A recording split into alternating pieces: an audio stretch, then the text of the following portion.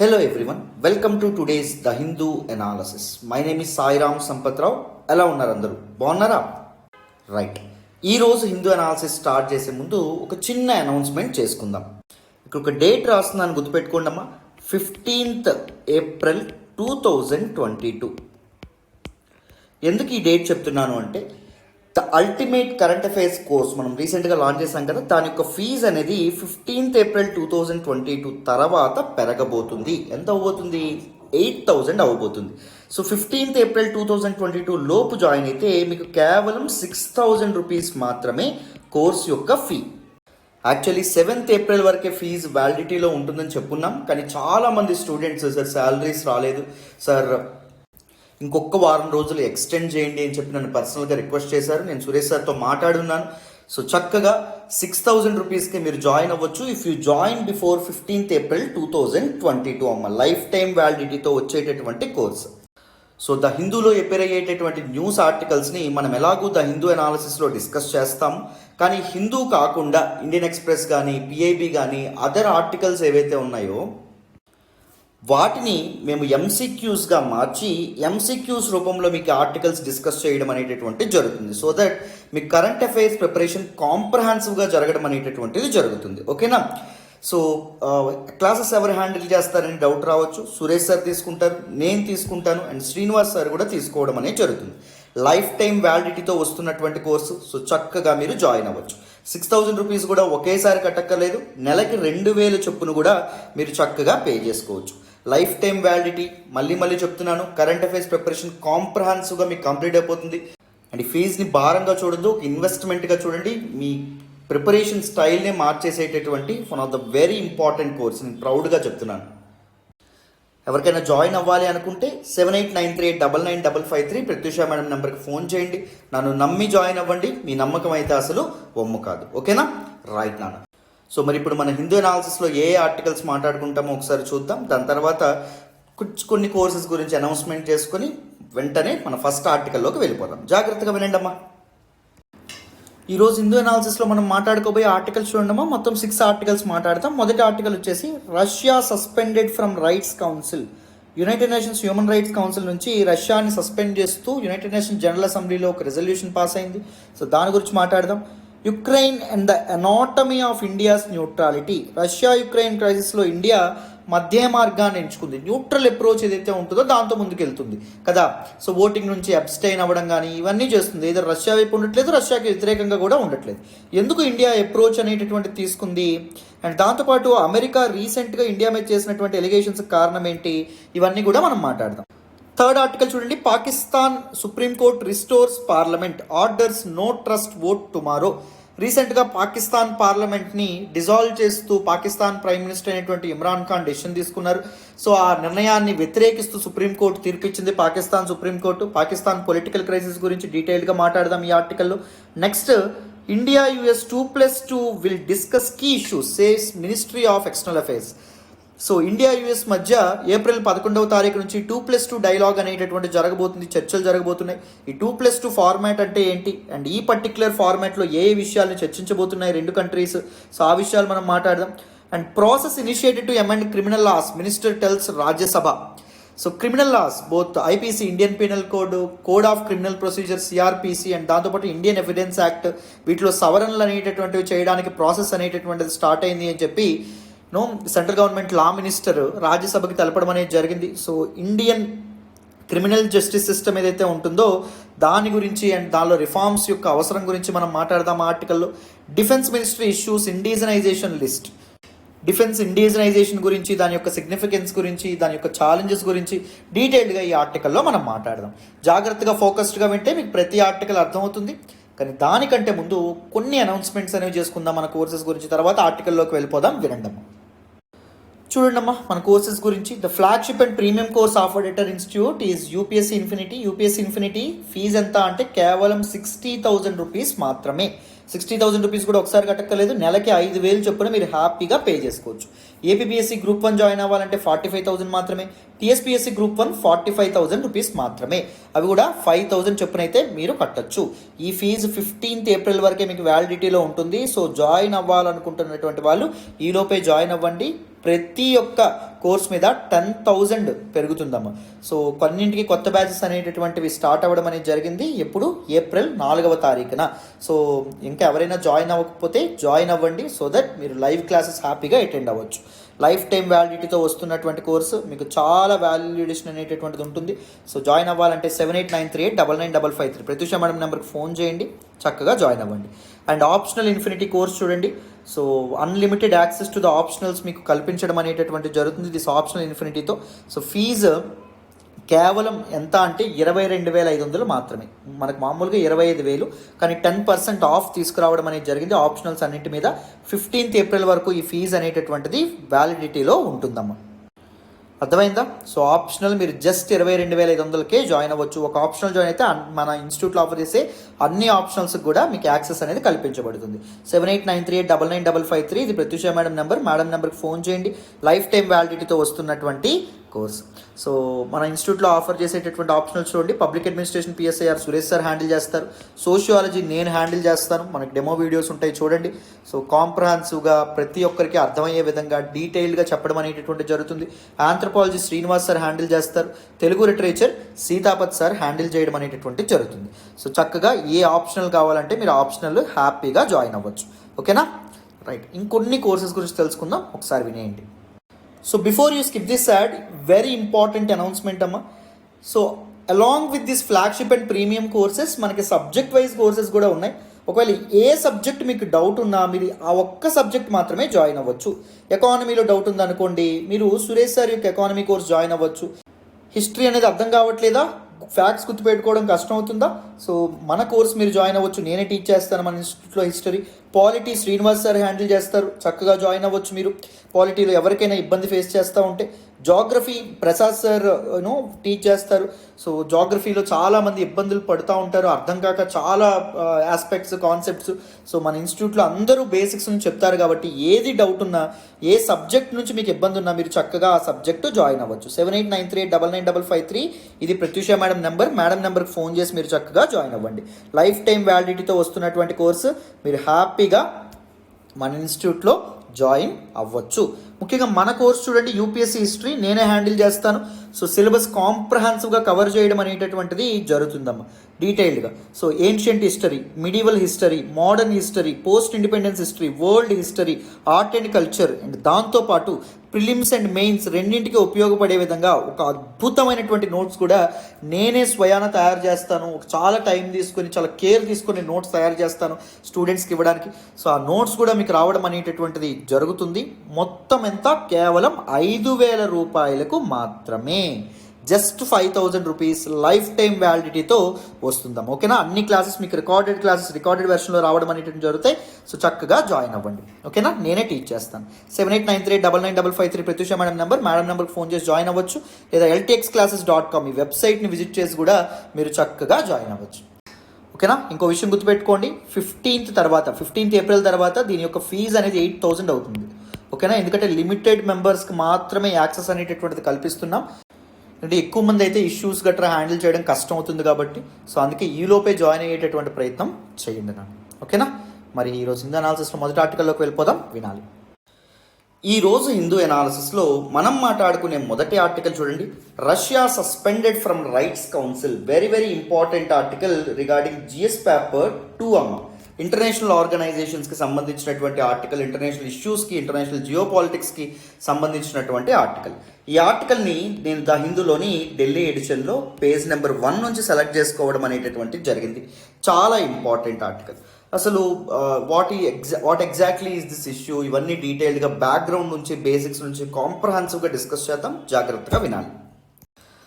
So ఈ article మీకు అర్థం కావాలంటే మొదట మీకు యుఎన్హెచ్ఆర్సి అంటే ఏంటో అర్థం కావాలి. United Nations Human Rights council. It is an inter governmental body, అంటే వేరియస్ కంట్రీస్ మెంబర్స్గా ఉన్నటువంటి ఒక body that looks after the status of human rights all around the world. మానవ హక్కులు ఏవైతే ఉంటాయో వాటి యొక్క స్టేటస్, వాటిని స్ట్రెంథన్ చేసేటటువంటి, వాటిని ప్రమోట్ చేసేటటువంటి ప్రయత్నం చేసేటటువంటి ఒక ఆర్గనైజేషన్ అని చెప్పి, ఒక బాడీ అని చెప్పి మనం చెప్పుకోవచ్చు. ఇంతకీ హ్యూమన్ రైట్స్ అంటే ఏంటి sir? The rights that are given to all human beings, మనుషులందరికీ సంక్రమించేటటువంటి హక్కులు, irrespective of his country, irrespective of his religion, irrespective of his gender or sex, irrespective of his ethnicity, culture etcetera. So మనిషిగా పుట్టినందుకు అతనికి సంక్రమించేటటువంటి హక్కుల్ని మానవ హక్కులు, human rights అనేటటువంటి పేరుతో పిలుస్తాం. ప్రపంచవ్యాప్తంగా హ్యూమన్ రైట్స్, మానవ హక్కుల్ని సంరక్షించేటటువంటి ప్రయత్నంలో భాగంగా 2006లో United Nations Human Rights Council ఏదైతే ఉంటుందో ఇది ఎస్టాబ్లిష్ చేయబడ్డం అనేటటువంటి జరిగింది. రైట్, మరి ఇప్పుడు యుఎన్హెచ్ఆర్సీ గురించి న్యూస్లోకి ఎందుకు వచ్చింది మీ అందరికీ తెలుసు. ఫిబ్రవరి 24, 2022 రష్యన్ ప్రెసిడెంట్ అయినటువంటి వ్లాడిమిర్ పుతిన్ యుక్రెయిన్ మీద మిలిటరీ ఆపరేషన్కి పిలుపునివ్వడం అనేటటువంటి జరిగింది. అప్పటి నుంచి రష్యా ఆర్మ్స్ అండ్ ఎమ్యునిషన్తో యుక్రెయిన్ మీద అటాక్ చేయడం అనేటటువంటిది జరుగుతుంది. సో ఈ రష్యా యుక్రెయిన్ క్రైసిస్ గురించి నేను ఆల్రెడీ ఒక సెపరేట్ డీటెయిల్డ్ వీడియో అనేటటువంటి చేస్తున్నాను. Russia Ukraine crisis LTX class అని చెప్పి యూట్యూబ్లో మీరు సెర్చ్ చేస్తే నేను చేసినటువంటి వీడియో మీకు డీటెయిల్డ్ వీడియో, కాంప్రహెన్సివ్ వీడియో అనేటటువంటిది వస్తుంది. అయితే ఈ యుక్రెయిన్ ఇన్వేజన్లో రష్యా అనేటటువంటిది హ్యూమన్ రైట్స్ వైలేషన్స్కి పాల్పడుతుంది, మానవ హక్కుల ఉల్లంఘనకి పాల్పడుతుంది, అండ్ దాంతోపాటు వార్ క్రైమ్స్ కూడా పాల్పడుతుంది, యుద్ధ నేరాలకు కూడా పాల్పడడం అనేటటువంటి జరుగుతుంది. It is violating different conventions on war etiquette. యుద్ధాల సమయంలో మిలిటరీ పీపుల్ ఎలా నడుచుకోవాలనేటటువంటి కన్వెన్షన్స్ ఏవైతే ఉన్నాయో ప్రపంచ దేశాల మధ్య జరిగినవి, వాటన్నింటినీ రష్యా అనేటటువంటిది ఉల్లంఘిస్తుంది అనేటటువంటి ఆరోపణలు వచ్చినాయి. అయితే ఈ సందర్భంలో యునైటెడ్ నేషన్స్ జనరల్ అసెంబ్లీలో ఒక కొత్త రెజల్యూషన్ అనేటటువంటిది తీసుకొచ్చారు. ఏంటి ఆ రెజల్యూషన్ పేరు? Suspension of the rights of membership of the Russian federation in the human Rights council. United Nations Human rights కౌన్సిల్లో వన్ ఆఫ్ ద మెంబర్స్గా ఉన్నటువంటి రష్యా యొక్క సభ్యత్వాన్ని తొలగించేటటువంటి రెజల్యూషన్ ఏదైతే ఉంటుందో దాన్ని ప్రవేశపెట్టడం అనేటటువంటి జరిగింది. ఎవరు ప్రపోజ్ చేశారు యునైటెడ్ నేషన్స్ జనరల్ అసెంబ్లీలో? Group of countries, that is included Ukraine propose చేసింది. Of course United States of America ఉంటుంది, European Union and several Latin American countries ఏవైతే ఉంటాయో, అంటే దక్షిణ అమెరికా కంట్రీస్ ఏవైతే ఉంటాయో ఇవన్నీ చాలా వరకు ప్రపోజ్ చేయడం అనేటటువంటి జరిగింది. అయితే ఈ రిజల్యూషన్ ఏదైతే ఉంటుందో అది జనరల్ అసెంబ్లీలో పాస్ అవ్వడం అనేటటువంటి జరిగింది. కాబట్టి రష్యా యొక్క మెంబర్షిప్ హ్యూమన్ రైట్స్ కౌన్సిల్ నుంచి దూరం అవ్వడం అనేది జరుగుతుంది.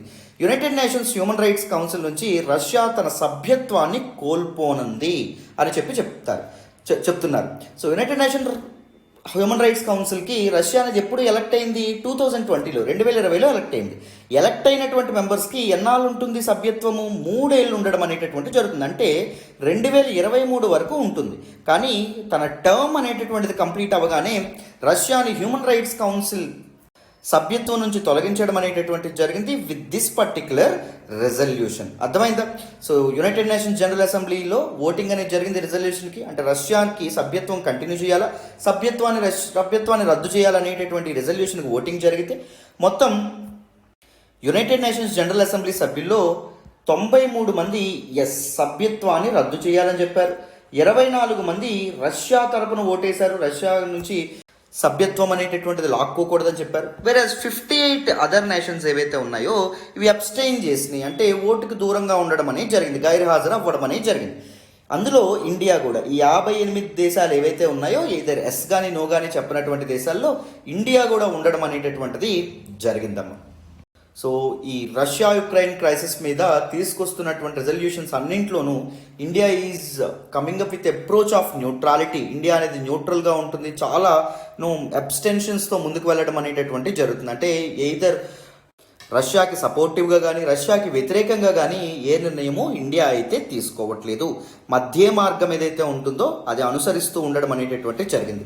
సో ముందు యునైటెడ్ నేషన్స్ సెక్యూరిటీ కౌన్సిల్, ఐక్యరాజ్య సమితి భద్రతా మండలిలో రష్యాకి వ్యతిరేకంగా తీసుకొచ్చినటువంటి రెజల్యూషన్లో కానీ, లేకపోతే యునైటెడ్ నేషన్స్ జనరల్ అసెంబ్లీలోనే రష్యాకి వ్యతిరేకంగా తీసుకొచ్చినటువంటి రెజల్యూషన్లో కానీ, వీటన్నింటిలో కూడా సో ఇండియా అనేటటువంటిది ఒక న్యూట్రల్ అప్రోచ్తో ముందుకు వెళ్ళడం అనేటటువంటి జరుగుతుంది. నేను కొద్దిసేపట్లో ఎందుకు ఇండియా ఈ న్యూట్రల్ అప్రోచ్ని ఫాలో అవుతుందో కూడా మీకు చెప్తాను, ఓకేనా? ఎందుకంటే ఈరోజు పేపర్లో దాని మీద ఒక ఎడిటోరియల్ కూడా మనకి చక్కనైనటువంటి ఒపెడ్ ఆర్టికల్ కూడా మనకి రావడం అనేది జరిగింది. సో దాన్ని కూడా మనం డిస్కస్ చేద్దాం. కానీ అంతకంటే ముందు United Nations Human Rights Council ఏదైతే ఉంటుందో దాని గురించి కొన్ని ఇంపార్టెంట్ ఫ్యాక్ట్స్ అనేటటువంటి మనం తెలుసుకోవాలి. కాబట్టి చక్కగా వాటిని డిస్కస్ చేద్దాం, జాగ్రత్తగా వినండి. సో చూడండి అన్న, UNHRC, it stands for United Nations Human Rights Council. ఐరాస మానవ హక్కుల మండలి అని చెప్పి అంటాం. ఐరాస అంటే ఐక్యరాజ్య సమితి, ఓకేనా తెలుగులో. It is an inter governmental body with in the UN system. ఐక్యరాజ్య సమితి వ్యవస్థలో ఉన్నటువంటి one of the very important bodies this particular UNHRC.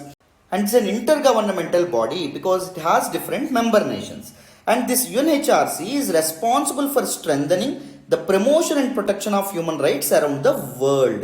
ప్రపంచవ్యాప్తంగా మానవ హక్కుల్ని కాపాడే ప్రయత్నంలో ఏర్పడినటువంటి one of the very important inter governmental bodies అమ్మ.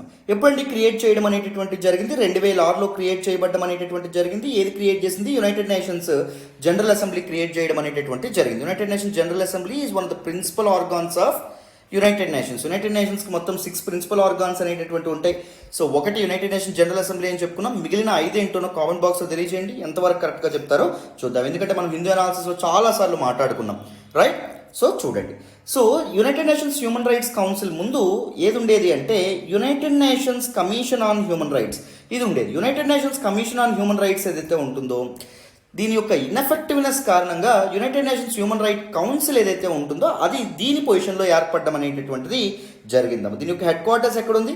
స్విట్జర్లాండ్లో ఉన్నటువంటి జెనీవాలో ఉండడం అనేటటువంటిది జరిగింది. And this UNHRC is made up of 47 United Nations member states. మొత్తం ఎన్ని ఉంటాయి? 47 మెంబర్ స్టేట్స్ అనేటటువంటివి యుఎన్హెచ్ఆర్సీలో భాగంగా ఉండడం అనేటటువంటిది జరిగింది, ఓకేనా? Very very important.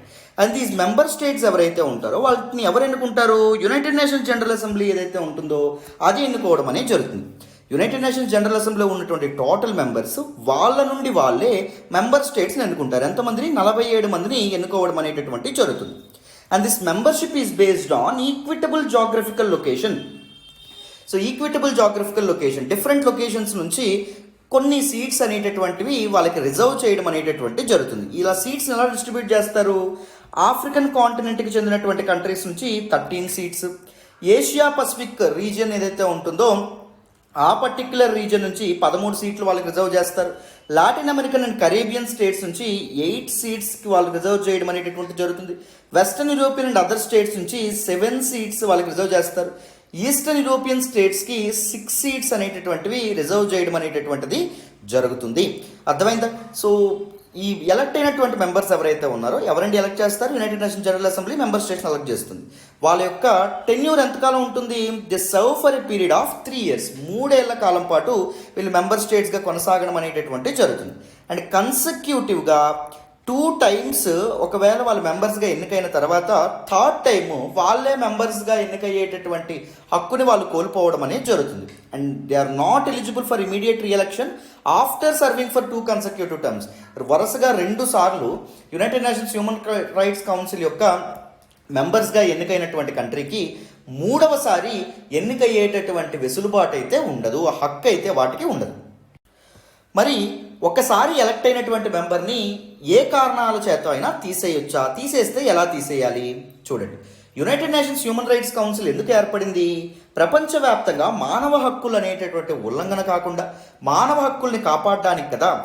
అయితే మెంబర్ స్టేటే ఒకవేళ మానవ హక్కుల్ని ఉల్లంఘిస్తూ ఉందనుకోండి, అలాంటి మెంబర్ స్టేట్కి యుఎన్హెచ్ఆర్సీలో భాగంగా సభ్యునిగా ఉండడం అనేటటువంటిది కరెక్టా?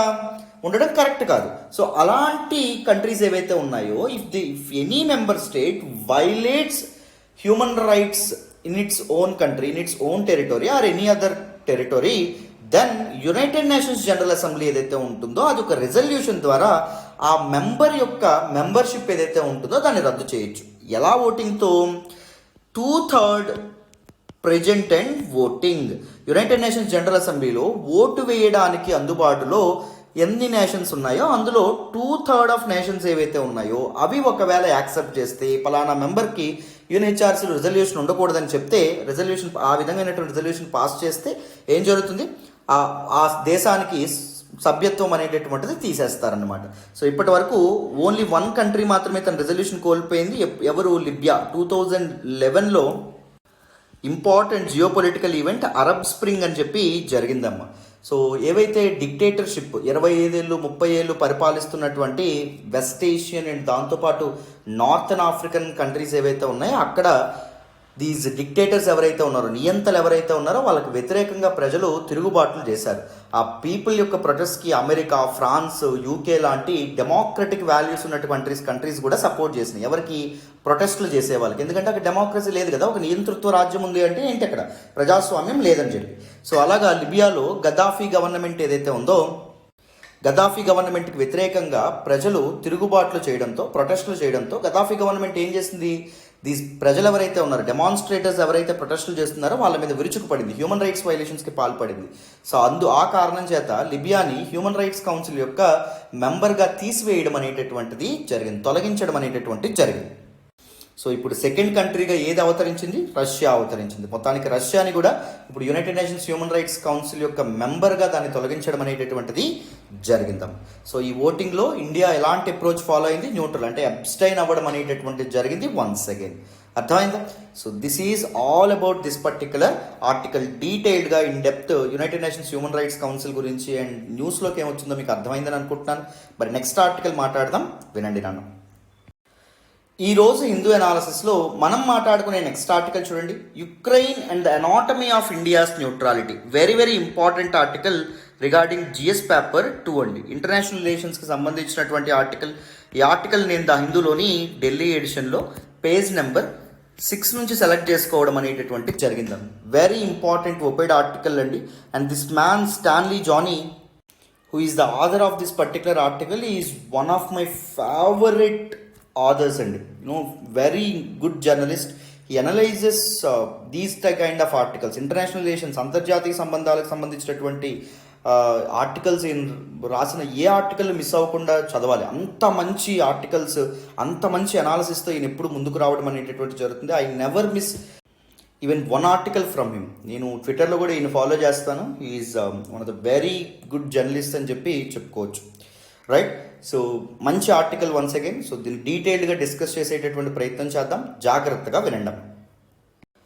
So what is the background of this particular article? ఈ ఆర్టికల్ దేని గురించి మాట్లాడుతుంది తెలుసుకోవాలి. ఈ ఆర్టికల్ రష్యా యుక్రెయిన్ క్రైసిస్ గురించే మాట్లాడుతుందమ్మా, ఓకేనా? సో చూడండి, రష్యా యుక్రెయిన్ క్రైసిస్ గురించి మాట్లాడుతుంది.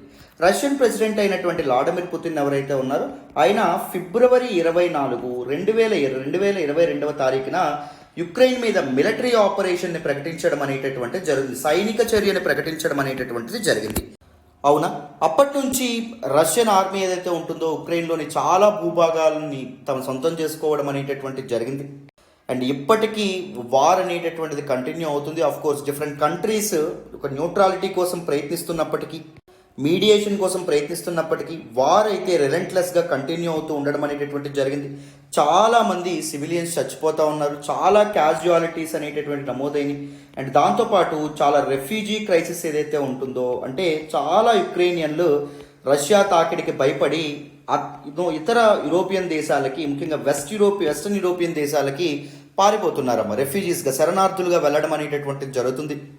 సో ఇలా చాలా ప్రాబ్లమ్స్కి వరల్డ్ ఎకానమీ కూడా, క్రూడ్ ఆయిల్ ప్రైసెస్ అనేవి పెరిగిపోయినాయి, వరల్డ్ ఎకానమీ కూడా స్టాండ్ స్టిల్కి వచ్చేయడం అనేటటువంటి జరిగింది. దేని కారణం చేత అంటే this particular Russian invasion of Ukraine కారణం చేత.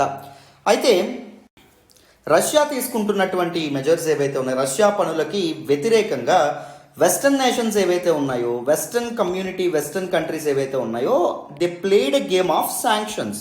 రష్యా మీద ఆర్థికపరమైనటువంటి ఆంక్షలు ఏవైతే ఉన్నాయో వేయడం అనేటటువంటి జరుగుతుంది. అండ్ దాంతోపాటు western countries expected its allies to raise sanctions on Russia. Russia మీద ఆంక్షలు అనేటటువంటి వేయాలనేటటువంటి బలమైనటువంటి కోరికని అమెరికా అండ్ వెస్టర్న్ నేషన్స్ ఏవైతే ఉన్నాయో అవి చాలాసార్లు ఈ మధ్యకాలంలో వెలిబుచ్చాయి. అండ్ దాంతోపాటు రష్యాకి వ్యతిరేకంగా యునైటెడ్ నేషన్స్, ఐక్యరాజ్య సమితిలో కూడా చాలా రెజల్యూషన్స్ కూడా తీసుకొచ్చారు. యునైటెడ్ నేషన్స్ సెక్యూరిటీ కౌన్సిల్లో, ఐక్యరాజ్య సమితి భద్రతా మండలిలో, యునైటెడ్ నేషన్స్ జనరల్ అసెంబ్లీలో కూడా చాలా రెజల్యూషన్ వెస్టర్న్ నేషన్స్ తీసుకురావడం అనేటటువంటిది జరిగింది. But in the voting of all these resolutions, India followed a very particular pattern, that is abstaining, right? India ఏం చేస్తుంది, ఈ ఓటింగ్కి గైర్హాజరు అవుతుంది. ఓటింగ్లో ఎస్ చెప్పట్లేదు లేదా నో చెప్పట్లేదు. అంటే రష్యాకి వ్యతిరేకంగా ఓటేయట్లేదు, రష్యాకి సపోర్టివ్గా కూడా ఓటేయట్లేదు. It is following an approach called approach of neutrality. ఒక న్యూట్రల్ అప్రోచ్ ఏదైతే ఉంటుందో అది ఇండియా ఫాలో అవ్వడం అనేటటువంటి జరుగుతుంది. Not only India, some important countries. So అవేంటో కూడా మనం మాట్లాడదాం. సో ఈ కాంటెక్స్లో మనకి యునైటెడ్ స్టేట్స్ ఆఫ్ అమెరికా ఏదైతే ఉంటుందో మనమే చాలా ప్రెజర్ పెడుతుంది. So United Nations of America president అయినటువంటి Joe Biden India's approach is very shaky approach అని చెప్పి అన్నారు. అండ్ దాంతోపాటు ఒకవేళ ఇండియా అనేటటువంటిది రష్యాతో ట్రేడ్ చేస్తే వెస్టర్న్ శాంక్షన్స్ని బైపాస్ చేసే విధంగా, వెస్టర్న్ శాంక్షన్ యొక్క ప్రభావం అనేటటువంటిది రష్యా పైన పడకుండా రష్యాని సహకరించడంలో భాగంగా ఇండియా అనేది రష్యాతో ట్రేడ్ చేసిన ఎడల ఇండియాకి కూడా కన్సిక్వెన్సెస్ తప్పవు. We are one of the principal allies of America, right? కానీ ఇండియా మీద కూడా తీవ్రమైనటువంటి పర్యవసానాలు ఉంటాయి అని చెప్పి deputy national security advisor of United States of America Daleep Singh ఆయన ప్రకటించడం అనేటటువంటిది రీసెంట్గా ఇండియా వచ్చి మన నేల మీదకి వచ్చి మనకు హెచ్చరించడం అనేటటువంటిది జరిగింది. అవునా? ఈ కాంటెక్స్లో ఈ ఆర్టికల్ దేని గురించి మాట్లాడుతుందంటే ఇండియాస్ పొజిషన్ ఆఫ్ న్యూట్రాలిటీ. ఎందుకు ఈ న్యూట్రల్ పొజిషన్ తీసుకుంటుంది ఇండియా? ఎయిదర్ వెస్టర్న్ కంట్రీస్ వైపు వెళ్ళట్లేదు, ఎయిదర్ రష్యా వైపు కూడా వెళ్ళట్లేదు. ఈ మధ్య మార్గాన్ని ఎందుకు ఇండియా అలవర్చుకుంటుంది, అడాప్ట్ చేసుకుంది, అదొకటి మనకు తెలుసుకోవాలి. అండ్ దాంతోపాటు US selective targeting on Russia for it's neutral stance.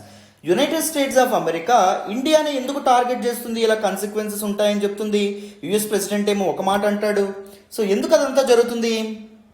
US యొక్క ప్రిన్సిపల్ అలైస్ లాంటి United Arab Emirates, south Africa, Turkey, NATO member అయినటువంటి టర్కీ, ఇవి కూడా ఏం చేసినాయి? ఇలాంటి న్యూట్రల్ పొజిషన్నే కదా అడాప్ట్ చేసుకున్నాయి. మరి యుఎస్ యొక్క ప్రిన్సిపల్ అలైస్ కూడా న్యూట్రల్ పొజిషన్ అడాప్ట్ చేసుకున్నప్పుడు వాళ్ళకి అననటువంటి యుఎస్ మనల్ని ఎందుకు అంటుంది? What might be the reasons?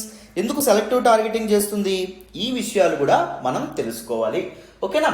So డీటెయిల్డ్గా వీటిని అనలైజ్ చేసే ప్రయత్నం చేద్దాం, జాగ్రత్తగా వినండి. సో ఇలాంటి న్యూట్రల్ పొజిషన్ ఇండియా తీసుకోవడం అనేటటువంటిది ఇదే మొదటిసారా అంటే కాదు. ఈవెన్ ఫ్రమ్ ద నెహ్రూయన్ ఎరా, నెహ్రూ టైమ్స్ నుంచి కూడా India followed this kind of neutral approach in all the geopolitical issues and most of the geopolitical issues. ఓకేనా? So Soviet intervention, cold war సమయంలో మనకు 1945లో రెండవ ప్రపంచ యుద్ధం అనేటటువంటిది ఎండ్ అయిన తర్వాత వరల్డ్ బైపోలార్గా మారింది. కొన్ని కంట్రీస్ యునైటెడ్ స్టేట్స్ ఆఫ్ అమెరికాని బ్యాక్ చేసినాయి, కొన్ని కంట్రీస్ యుఎస్ఎస్ఆర్, అప్పటి సోవియట్ యూనియన్ ఏదైతే ఉంటుందో దాని వెనక ఉన్నాయి. వరల్డ్ 2 సూపర్ పవర్స్ అనేటటువంటివి మొదలైనవి. సో కొన్ని కంట్రీస్ మాత్రం మధ్యలో ఉండడం అనేటటువంటి జరిగింది. ఏదో యుఎస్ఏ వైపు ఉండలేదు, యుఎస్ఎస్ఆర్ వైపు ఉండలేదు. వాటినే మనం నామ్ కంట్రీస్ అంటాం, నాన్ అలైన్మెంట్ మూమెంట్ అని చెప్పి అనడం అనేటటువంటిది జరుగుతుంది. ఇండియా కూడా one of the NAM countries. మధ్యలో ఉన్నాయంటే ఏదో యుఎస్ఏని పట్టించుకోలేదా, యుఎస్ఎస్ఆర్ని పట్టించుకోలేదంటే కాదు.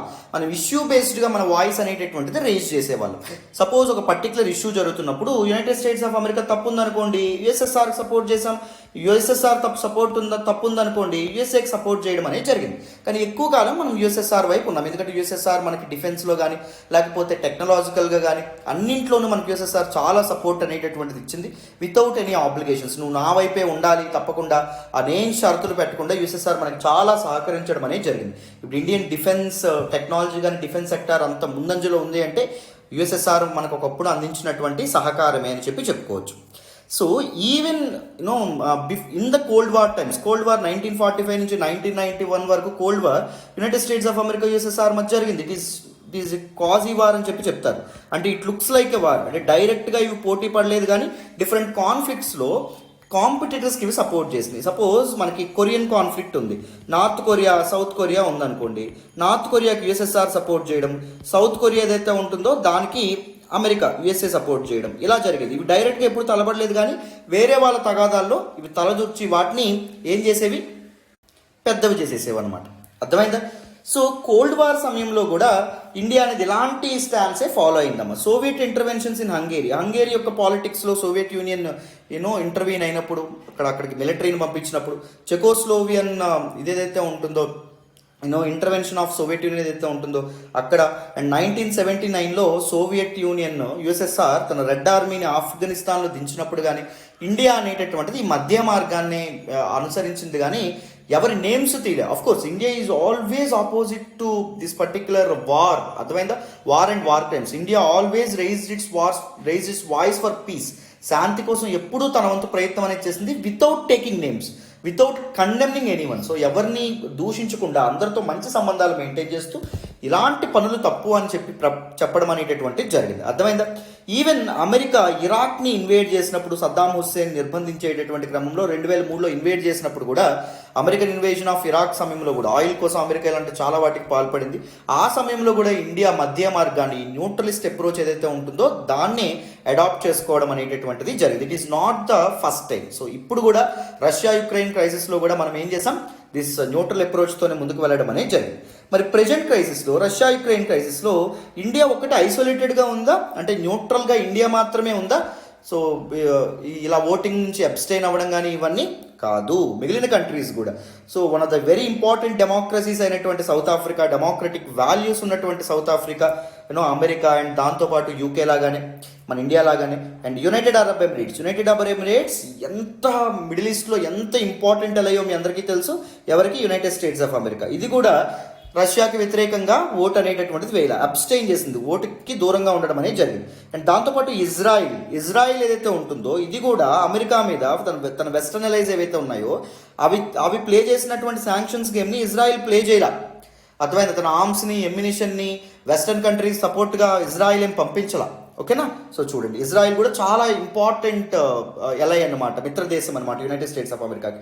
And Turkey, so NATO member అయినటువంటి, నార్త్ అట్లాంటిక్ ట్రీటీ ఆర్గనైజేషన్లో మెంబర్ అయినటువంటి టర్కీ ఏదైతే ఉందో, టర్కీ కూడా ఏంటి, రష్యాకి పూర్తిగా వ్యతిరేకంగా ఎటువంటి చర్యలు తీసుకోవాలి. అండ్ దాంతోపాటు దిస్ పర్టిక్యులర్ ఓటింగ్ ఏదైతే ఉంటుందో, ఓటింగ్ నుంచి ఇది కూడా అబ్స్టైన్ చేసింది, రష్యాకి వ్యతిరేకంగా అయితే ఓట్ వేయలేదు. అర్థమైందా? నాట్ ఓన్లీ ఇండియా, ఈ అమెరికా యొక్క ప్రిన్సిపల్ అలైజ్ మిత్ర దేశాలు కూడా ఇవి స్టాండ్స్ అనేటటువంటివి తీసుకోవడం అనేది జరిగింది.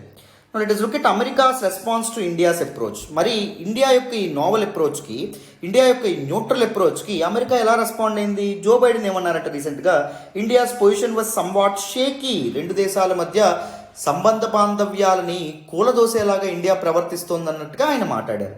అండ్ యుఎస్ఏ యొక్క deputy national security advisor for international economics ఎవరైతే ఉన్నారో ఆయన ఇండియాకి హెచ్చరికలు జారీ చేశారు. ఏంటి? కాన్సిక్వెన్సెస్ ఉంటాయి, పర్యవసానాలు ఉంటాయి. ఒకవేళ రష్యాతో మీరేమైనా ట్రేడ్ చేస్తే, అంటే ఇండియన్ రూపీస్లో ట్రేడ్ చేసి, అంటే రష్యా నుంచి ఆయిల్ కొనుక్కొని రష్యాకి ఇండియన్ రూపీస్లో మీరు పే చేయడం లాంటివి ఏమైనా చేశారనుకోండి, అమెరికన్ శాంక్షన్స్ని రష్యా మీద పడకుండా, అమెరికా యొక్క ఆంక్షలు ఏవైతే ఉంటాయో అవి రష్యా మీద అమెరికా వేసినటువంటి ఆంక్షల్ని నిర్వీర్యం చేసే విధంగా, డైల్యూట్ చేసే విధంగా ఇండియా ఏమైనా ప్రయత్నిస్తే తీవ్రమైన పర్యవసానాలు ఉంటాయని చెప్పి మన ఇండియాకు వచ్చి ఢిల్లీలో కూర్చొని మనల్ని హెచ్చరించాడు. అర్థమైందా? సో మరి ఈ ప్రిన్సిపల్ అలైస్ ఇలా చేసినప్పుడు లేనటువంటి కోపం ఇండియా చేస్తే ఎందుకు వచ్చింది అమెరికాకి? ఇప్పుడు ఎందుకు మనల్ని సెలెక్టివ్గా టార్గెట్ చేస్తున్నారు, మనల్ని అంటున్నారు? ఇప్పుడు United States of America congress men, politicians కూడా ఇండియాని అక్యూజ్ చేస్తున్నారు. What kind of ally is India? India మనకు ప్రిన్సిపల్ అలై కదా, ఇండియా మరి రష్యాని ఎందుకు వ్యతిరేకించట్లేదని చెప్పి అంటున్నారు. రైట్? సో దాని వెనక రీజన్స్ మనం తెలుసుకోవాలి. ఎందుకు అసలు అమెరికా మనల్ని ముందు సెలెక్టివ్గా మనల్ని ఎందుకు టార్గెట్ చేస్తుంది అనేది ఫస్ట్ తెలుసుకుని తర్వాత మనం ఏం చేద్దాం, ఇండియా యొక్క న్యూట్రల్ అప్రోచ్ గల కారణాలు తెలుసుకుందాం. వినండి. So reasons for United States of America selective targeting on India. First reason ఏంటి అంటే పొలిటికల్ రీజన్. సెకండ్ రీజన్స్ ఏంటి అంటే economic reasons. Third type of reasons ఏంటి? Strategic reasons. Very very important. ఈ మూడింటిని మనం తెలుసుకోవాలి. What is the political reasons? ఈ వెస్టర్న్ కంట్రీస్ ఏవైతే ఉన్నాయో, యుఎస్ లెడ్ వెస్టర్న్ కంట్రీస్, పాశ్చాత్య దేశాలు, they have carefully tried to construct a narrative that Russian President Vladimir Putin's attack on Ukraine is an assault on what US President Joe Biden calls the free world. So ప్రపంచం అనేటటువంటిది ఫ్రీగా ఉండాలి, స్వేచ్ఛ అనేది ఉండాలి, Liberty అనేటటువంటిది ఉండాలి అని చెప్పి జో బైడెన్ అనుకోవడం అనేటటువంటిది జరుగుతుంది. సో ఈ శాంతియుతమైనటువంటి ప్రపంచానికి ఎవరు అడ్డుకట్టుగా ఉన్నారంట, ఎవరు థ్రెట్గా ఉన్నారు, ఎవరు అసాల్టనిగా ఉన్నారు అంటే Russian president Vladimir Putin. So ప్రపంచంలో ఫ్రీడమ్ లేకుండా ఈయన చేస్తున్నారు ఆయన యొక్క డిక్టేటర్ పాలసీస్తో అనే విధంగా వెస్టర్న్ కంట్రీస్, పాశ్చాత్య దేశాలు ప్రపంచానికి ప్రొజెక్ట్ చేయాలనుకుంటున్నాయి. అవునా కదా? అయితే ఈ ప్రొజెక్షన్ ఏదైతే ఉంటుందో వీక్ అయిపోతుంది, నిర్వీర్యం అయిపోతుంది. ఎప్పుడు? If the world's largest democracy, what is the world's largest democracy? That is India. Earliest democracy is America. World's largest అతిపెద్ద ప్రజాస్వామ్యం ఏంటి? ఇండియా. ఇండియా అనేటటువంటిది రష్యన్స్ని పనిష్ చేసేటటువంటి ఉద్దేశంలో ఉన్నటువంటి వెస్టర్న్ కంట్రీస్కి ఆపోజిట్గా ఉందనుకోండి, వాళ్ళకి వ్యతిరేకంగా ఉందనుకోండి.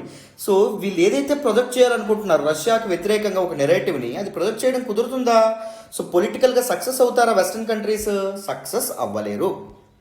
అర్థమైందా? సో అందుకు ఇండియా ఎట్టి పరిస్థితుల్లోనూ మన వైపు రావాలి, మన వైపు ఉండాలి. ఎందుకంటే because being a world's largest democracy అని చెప్పి వీళ్ళు అనుకుంటున్నారు. అందుకే ఇండియా మీద ఎక్కువ ప్రెజర్ తీసుకొస్తున్నారు. ఎకనమిక్ రీజన్ ఏంటి? యునైటెడ్ స్టేట్స్ ఆఫ్ అమెరికా ఇండియాని సెలెక్టివ్గా టార్గెట్ చేయడం, మన మీద ప్రెజర్ తీసుకురావడానికి. India's approach would invariably blunt the effect of the sanctions of the Russian economy. Russia Ukraine మీద ఇన్వేజన్కి పాల్పడగానే ఫేజ్ బై ఫేజ్ మేనర్, అంటే దశల వారీగా రష్యా మీద వెస్టర్న్ కంట్రీస్ ఏం చేసినాయి? శాంక్షన్స్, ఆంక్షలు విధించినాయి. రష్యాని అన్ని రకాలుగా ఇబ్బంది పెట్టాలని చెప్పి అనుకోవడం అనేటటువంటిది జరిగింది. కానీ రష్యా యొక్క స్ట్రాటజిక్ టైస్ రష్యాని ఇప్పటి వరకు కాపాడుతున్నాయి, అవునా కదా? సో ఒకవేళ అమెరికన్ శాంక్షన్స్ని ఉల్లంఘించి ఇండియా అనేది రష్యాతో ట్రేడ్ అనేది చేస్తుంది అనుకోండి, ఏం జరుగుతుంది? ఏమైనా వెస్టర్న్ కంట్రీస్ వేసినటువంటి శాంక్షన్స్కి ఏమైనా లెక్క ఉంటుందా? ఉండదు. వాటి వల్ల ఏమైనా ప్రయోజనం ఉంటుందా? ఉండదు. సో అందుకు ఇండియా అనేటటువంటిది రష్యాతో ట్రేడ్లోకి వెళ్ళకూడదు, ఇది ఆపర్చునిటీగా తీసుకొని అని చెప్పి ఇండియా మీద ప్రెషర్ పెడుతున్నారు. మూడవది చూడండి, స్ట్రాటజిక్ కన్సర్న్స్. రీసెంట్ టైమ్స్లో మనం యునైటెడ్ స్టేట్స్ ఆఫ్ అమెరికాకి దగ్గరగా వెళ్ళాం, యూఎస్కి ఒక ప్రిన్సిపల్ ఎలాగా మారాం, మనం క్వాడ్ మెంబర్గా కూడా ఉండడం అనేది జరిగింది. క్వాడ్రిలేటరల్ సెక్యూరిటీ డైలాగ్ అని చెప్పి అంటాం. 4 డెమోక్రసీస్ ఉంటాయి. ఎవరెవరు వాళ్ళు? United States of America, Japan, Australia and దాంతోపాటు ఇండియా. ఈ 4 దేశాలు ఉన్నటువంటి one of the very important dialogue, right, format of dialogue. చర్చించుకోవడం అనేటటువంటిది జరుగుతుంది. క్వాడ్ నేషన్స్ అనమాట. ఎందుకు ఇది? Free, open Indo Pacific region అనమాట. ఇండో పసిఫిక్ రీజన్ ఏదైతే ఉంటుందో అక్కడ వన్ కంట్రీ డామినేషన్ అనేది ఉండకూడదు, ముఖ్యంగా చైనా డామినేషన్ అనేది ఉండకూడదు అని చెప్పి ఈ క్వాడ్ ఎలైగా మనం ఉన్నాం. సో రీసెంట్ టైమ్స్లో ఇండియా యూఎస్కి వన్ ఆఫ్ ద ప్రిన్సిపల్ ఎలైగా మారడం అనేటటువంటిది జరిగింది, అవునా కాదా? మరి ఈ పరిస్థితుల దృష్ట్యా చాలామంది ఏం ఎక్స్పెక్ట్ చేశారు అంటే India to give up it's strategic autonomy, తన క్రియాశీలకమైనటువంటి లక్ష్యాలు ఏవైతే ఉంటాయో వాటిని ఇండియా అనేటటువంటిది వదిలేస్తుంది. సో ఇండియా తన ఎలైస్ ఎటువైపు ఉంటే అటువైపు ఉంటుంది. ఎలైస్ వెస్టర్న్ కంట్రీస్, ఎలైస్ అనేటువంటి వెస్టర్న్ కంట్రీస్ ఏవైతే ఉన్నాయో అవి రష్యాకు వ్యతిరేకంగా ఉన్నాయి కదా. సో ఇండియా కూడా రష్యాకు వ్యతిరేకంగా ఉంటుంది, వెస్టర్న్ కంట్రీస్తో వెస్టర్న్ కంట్రీస్ యొక్క స్టాన్స్ని తీసుకుంటుంది అని చెప్పి అందరూ ఎక్స్పెక్ట్ చేశారు. కానీ అది కూడా అవ్వాలి. సో అందువల్ల దీస్ వెస్టర్న్ నేషన్స్ ఏం చేస్తున్నాయి? వెస్టర్న్ కంట్రీస్ ఇండియా మీద విపరీతమైన ప్రెజర్ పెట్టేటటువంటి ప్రయత్నం చేస్తున్నాయి. మరి ఇండియా ఎందుకు దిస్ న్యూట్రల్ అప్రోచ్ ఏదైతే ఉంటుందో దీన్ని ఫాలో అవుతుంది? ఏ సైడ్ తీసుకోవట్లా? చూడండి, taking west side will strengthen China అని చెప్పి ఇండియా నమ్ముతుంది. ఇక్కడ ఇండియా ప్రపంచాన్ని ఎలా చూస్తుంది అంటే ఈ విధంగా చూస్తుంది. ప్రపంచంలో world is combination of 3 super powers, 3 global powers plus several middle powers. 3 super powers ఎవరు? ఒకటి United States of America, 2 China, it is growing as competitor for United States of America, and third ఎవరు అంటే Russia. Russia ఎకనామికల్గా గొప్పది కాకపోయినా తన geographical resources ఎక్కువ, military might కూడా, military power, defence power కూడా రష్యాకి ఎక్కువ కదా. సో ఇండియా దృష్టిలో ఈ 3 super powers and several middle powers ఏంటి? మిడిల్ పవర్స్గా ఏమున్నాయి? ఇప్పుడు ఇజ్రాయెల్ కానీ, లేకపోతే యుఏఈ కానీ, సౌదీ అరేబియా కానీ, రైట్, అండ్ ఇలాంటి జపాన్ కానీ, ఆస్ట్రేలియా కానీ, ఇవన్నీ మిడిల్ పవర్స్ కానీ, even India it self, India కూడా తనకు తాను మిడిల్ పవర్ గానే చూసుకోవడం అనేటటువంటిది జరుగుతుంది. అయితే ఈ 3 సూపర్ పవర్స్లో ఒకరెవరు? United States of America, Russia and దాంతోపాటు మూడవది ఎవరు? చైనా. ఇందులో యుఎస్ అండ్ రష్యా ఏంటి ఇండియాకి? దే ఆర్ ఇండియాస్ ఎలైస్, అవునా కదా, పార్ట్నర్స్. వేరే చైనా, ఇద్దరితో మంచి సంబంధాలు ఉన్నాయి. వేరే చైనా మనకేంటి? కాంపిటీటర్, మనకి ఎగనెస్ట్గా ఉండడం అనేటటువంటి చైనాతో మనకి ఇష్యూస్ ఉన్నాయి. ఒకవేళ ఇక్కడ రష్యా చైనా ఏదైతే ఉంటుందో ఈ 2 మళ్ళీ పార్ట్నర్స్, క్లోజ్ పార్ట్నర్స్. ఇప్పుడు నువ్వు వెస్ట్ వైపు వెళ్ళావు అనుకోండి, అంటే రష్యా వైపు వెళ్ళావు అనుకోండి, అప్పుడు ఏం జరుగుతుంది? రష్యా చైనా బంధం ఏదైతే ఉంటుందో అది ఇంకా బలపడుతుంది. సో మన కాంపిటీటర్ యొక్క బలం ఏదైతే ఉందో అది పెరిగిపోతుంది, అర్థమైందా? సో అందుకు ఇండియా ఏం చేస్తుంది? రష్యాకి వ్యతిరేకంగా వెళ్ళలేకపోతుంది. రెండోది చూడండి, not in line with our national interest. Come on man. So a కంట్రీకైనా తన ఫారెన్ పాలసీ అనేటటువంటిది ఫార్ములేట్ చేసుకునేటప్పుడు మోరల్ ఆస్పెక్ట్స్ కంట్రీస్ అంత కన్సిడర్ చేస్తాయి, కానీ అంత ఎక్కువగా కన్సిడర్ చేయవు. ముఖ్యంగా ఏ కంట్రీకైనా ఏం కావాలి? నేషనల్ ఇంట్రెస్ట్, తన జాతి యొక్క ప్రయోజనాలు, తన ప్రజల యొక్క ప్రయోజనాలు అనేటటువంటివి ఏ కంట్రీ అయినా తన విదేశాంగ విధానాన్ని ఫార్ములేట్ చేసేటప్పుడు ఇది చేస్తాయి. ఒక కంట్రీస్తో ఎలాంటి సంబంధాలు మనం ఏర్పరచుకోవాలి అని డిసైడ్ చేసే ముందు నేషనల్ ఇంట్రెస్టే ముందుంటాయన్నమాట. సో ఇక్కడ మనకి యుఎస్ అనేటటువంటిది రష్యా యుక్రెయిన్ క్రైసిస్లో ఎందుకు ఇదవుతుంది, ఎందుకు ఇన్వాల్వ్ అవుతుంది? రష్యాని ఇది ఒక ఆపర్చునిటీగా, ఈ పర్టికులర్ రష్యా యుక్రెయిన్ క్రైసిస్ ఒక అవకాశంగా తీసుకుని రష్యాని పూర్తిగా వీకెన్ చేయడానికి యూరప్లో, అవునా కాదా? రష్యాని వీకెన్ చేయడం వల్ల మనకేమొస్తుంది? రష్యాని వీకెన్ చేయడం వల్ల అమెరికాకి ఏదైనా ఒడిగడుతుందేమో, అమెరికా కాంపిటీటర్ లేకుండా పోతుందేమో, కాంపిటీషన్ లేకుండా. బట్ ఇండియాకి ఏంటి, ఇండియాకి ఏమైనా నేషనల్ ఇంట్రెస్ట్ ఉందా? నేషనల్ ఇంట్రెస్ట్ అనేటటువంటి మన ప్రజలకు ఏమైనా ప్రయోజనాలు ఉంటాయా రష్యాకి మనం వ్యతిరేకంగా ఉండడం వల్ల? ఉండవు. సో అందుకే ఇండియా ఏం చేస్తుంది, ఒక న్యూట్రల్ అప్రోచ్తో ముందుకుంది. India needs Russia not only for defence. ఇండియాకి రష్యా అనేటటువంటిది కావాలి. It is one of the for closest ally. Even USSR, Soviet Union times నుంచే ఇండియాకి అండ్ యుఎస్ఎస్ఆర్కి మధ్య మంచి సంబంధాలు ఉన్నాయి, రష్యాకి కూడా మంచి సంబంధాలు ఉన్నాయి. సో డిఫెన్స్ అండ్ ఎనర్జీ ఏదైతే ఉంటుందో, క్రూడ్ ఆయిల్ కానీ లేకపోతే న్యాచురల్ గ్యాస్ కానీ, ఇవన్నీ మనం రష్యా నుంచి పర్చేజ్ చేసుకుంటాం. దాంతోపాటు జియో పొలిటికల్ రీజన్స్ కూడా, అంటే so the world is seeing geo political shift, అంతేనా? సో వరల్డ్ ఆర్డర్ ఏదైతే ఉంటుందో అది చేంజ్ అవుతుంది. యుఎస్ లెడ్ వరల్డ్ ఆర్డర్ నుంచి చైనా వైపు ప్రపంచం అనేటటువంటిది అడుగులు పెడుతుంది. ఈ సమయంలో చైనాని కౌంటర్ బ్యాలెన్స్ చేయాలి అంటే మనం ఒక్కరిగా చేయగలమంటే చేయలేం. రష్యా యొక్క సపోర్ట్ అనేది మనకి ఉండాలి. అర్థమైందా? ఇది కూడా one of the very important reason. And America's withdrawal from Afghanistan, ఇక్కడ ఒక ఇంపార్టెంట్ ఆస్పెక్ట్ చూడండి. అసలు అమెరికా యొక్క ఇంట్రెస్ట్ కోసం మనం ఎందుకు సపోర్ట్ అనేటటువంటిది చేయాలి? ఆఫ్ఘనిస్తాన్లో 20 ఏళ్ళు మనకి తాలిబాన్లతో 20 ఏళ్ళు పోరాటం జరిపిన తర్వాత 2021 ఆగస్టు 15న ఏం చేసింది, అమెరికా తన ట్రూప్స్ని సడన్గా విత్డ్రా చేసేసి ఆఫ్ఘనిస్తాన్ని తాలిబాన్లకు అప్పచెప్పేసింది. తర్వాత పర్యవసానాలు ఎలా ఉంటాయనేది లేకుండా ఈ 20 ఏళ్ల కాలం మనకు అమెరికా ఉంది కదా, మన ఫ్రెండ్ ఉంది కదా అని చెప్పి మనం చాలా ఇన్వెస్ట్మెంట్స్ అక్కడ పెట్టాం. ఎక్కడ? ఆఫ్ఘనిస్తాన్లో పెట్టాం. అండ్ దాంతోపాటు ఆఫ్ఘనిస్తాన్లో ఉన్నటువంటి ఎక్స్ట్రీమిస్ట్ గ్రూప్స్ ఏవైతే ఉన్నాయో అవి ఇండియా మీద పడకుండా అమెరికా మనకు సహాయపడుతుంది, అమెరికా అక్కడ ఉంది కదా అనుకున్నాం. కానీ ఎటువంటి ఆలోచన కానీ లేకుండా ఆఫ్ఘనిస్తాన్ నుంచి విత్డ్రా అయ్యి సో అందరినీ షాక్ గురి చేసింది ఎవరు? అమెరికా ఏదైతే ఉందో అమెరికా. మన ఇండియా గురించి ఏమైనా పట్టించుకుందా? మన ఇండియన్ ఇన్వెస్ట్మెంట్స్ అక్కడ చాలా పెట్టాయి. ఇండియన్ ఇన్వెస్ట్మెంట్స్కి ఏమవుతాయి? ఒకవేళ తాలిబాన్లు అనేటటువంటివి రైజ్ అయితే యాంటీ ఇండియా ఎక్స్ట్రీమిస్ట్ గ్రూప్స్ అయినటువంటి జైషీ మహమ్మద్ కానీ లష్కర్ ఈ తైబా లాంటి టెర్రరిస్ట్ గ్రూప్స్ ఏవైతే ఉన్నాయో అవి ఇండియాలోకి చొచ్చుకొచ్చి ఇండియన్ సెక్యూరిటీని ఇబ్బంది పెట్టేటువంటి అవకాశం ఉంది, మన జాతీయ భద్రతని, అవునా కాదా? ఇవన్నీ అమెరికా ఆలోచించిందా? ఆ రోజు ఆలోచించలా. తన కంట్రీకి ఏది ఉపయోగమో అలాంటి డెసిషన్ అనేటటువంటిది తీసుకుంది. ఎందుకు? యుద్ధం అనేటటువంటిది కొలిక్కి రావట్లేదు, అమెరికాకి చాలా డబ్బులు ఖర్చు అవుతున్నాయి, అమెరికన్ సోల్జర్స్ చాలా మంది చచ్చిపోతున్నారు, ఎందుకు యుద్ధం నేను కంటిన్యూ చేయాలని చెప్పి ఎవరిని పట్టించుకోకుండా వెళ్ళిపోయింది అమెరికా. ఇది ఒక్కసారే కాదు, చాలాసార్లు. ఈవెన్ టర్కీ ఏదైతే ఉంటుందో, ఇందాక మనం చెప్పుకున్నాం, టర్కీ కూడా అబ్స్టైన్ చేసింది ఓటింగ్ నుంచి అని చెప్పుకున్నాం. ఎందుకు టర్కీ అబ్స్టైన్ చేస్తుంది? నాటో మెంబర్ అయినప్పటికీ, నార్త్ అట్లాంటిక్ ట్రీటీ ఆర్గనైజేషన్లో మెంబర్ అయినప్పటికీ, యునైటెడ్ స్టేట్స్ ఆఫ్ అమెరికాకి దగ్గర మిత్రదేశం అయినప్పటికీ, సో టర్కీ అనేటటువంటిది రష్యా నుంచి S-400 డిఫెన్స్ సిస్టమ్ అనేటటువంటిది కొనుక్కుంటే టర్కీ మీద ఏం చేసింది అమెరికా? తన ప్రిన్సిపల్ అలయన్ లేకుండా క్యాట్సా చట్టం ఉపయోగించి శాంక్షన్స్ వేసింది, ఆంక్షలు వేసింది. Countering American adversaries through sanctions act అనేటటువంటి చట్టం ద్వారా టర్కీ మీద, అంత ఫ్రెండ్ అయినటువంటి టర్కీ మీద. ఇప్పుడు టర్కీ ఎందుకు అమెరికా వైపు ఉండాలి?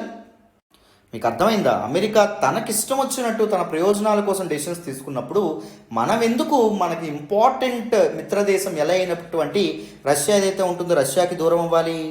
మనకెందుకు? మనకేంటి ఆ problem?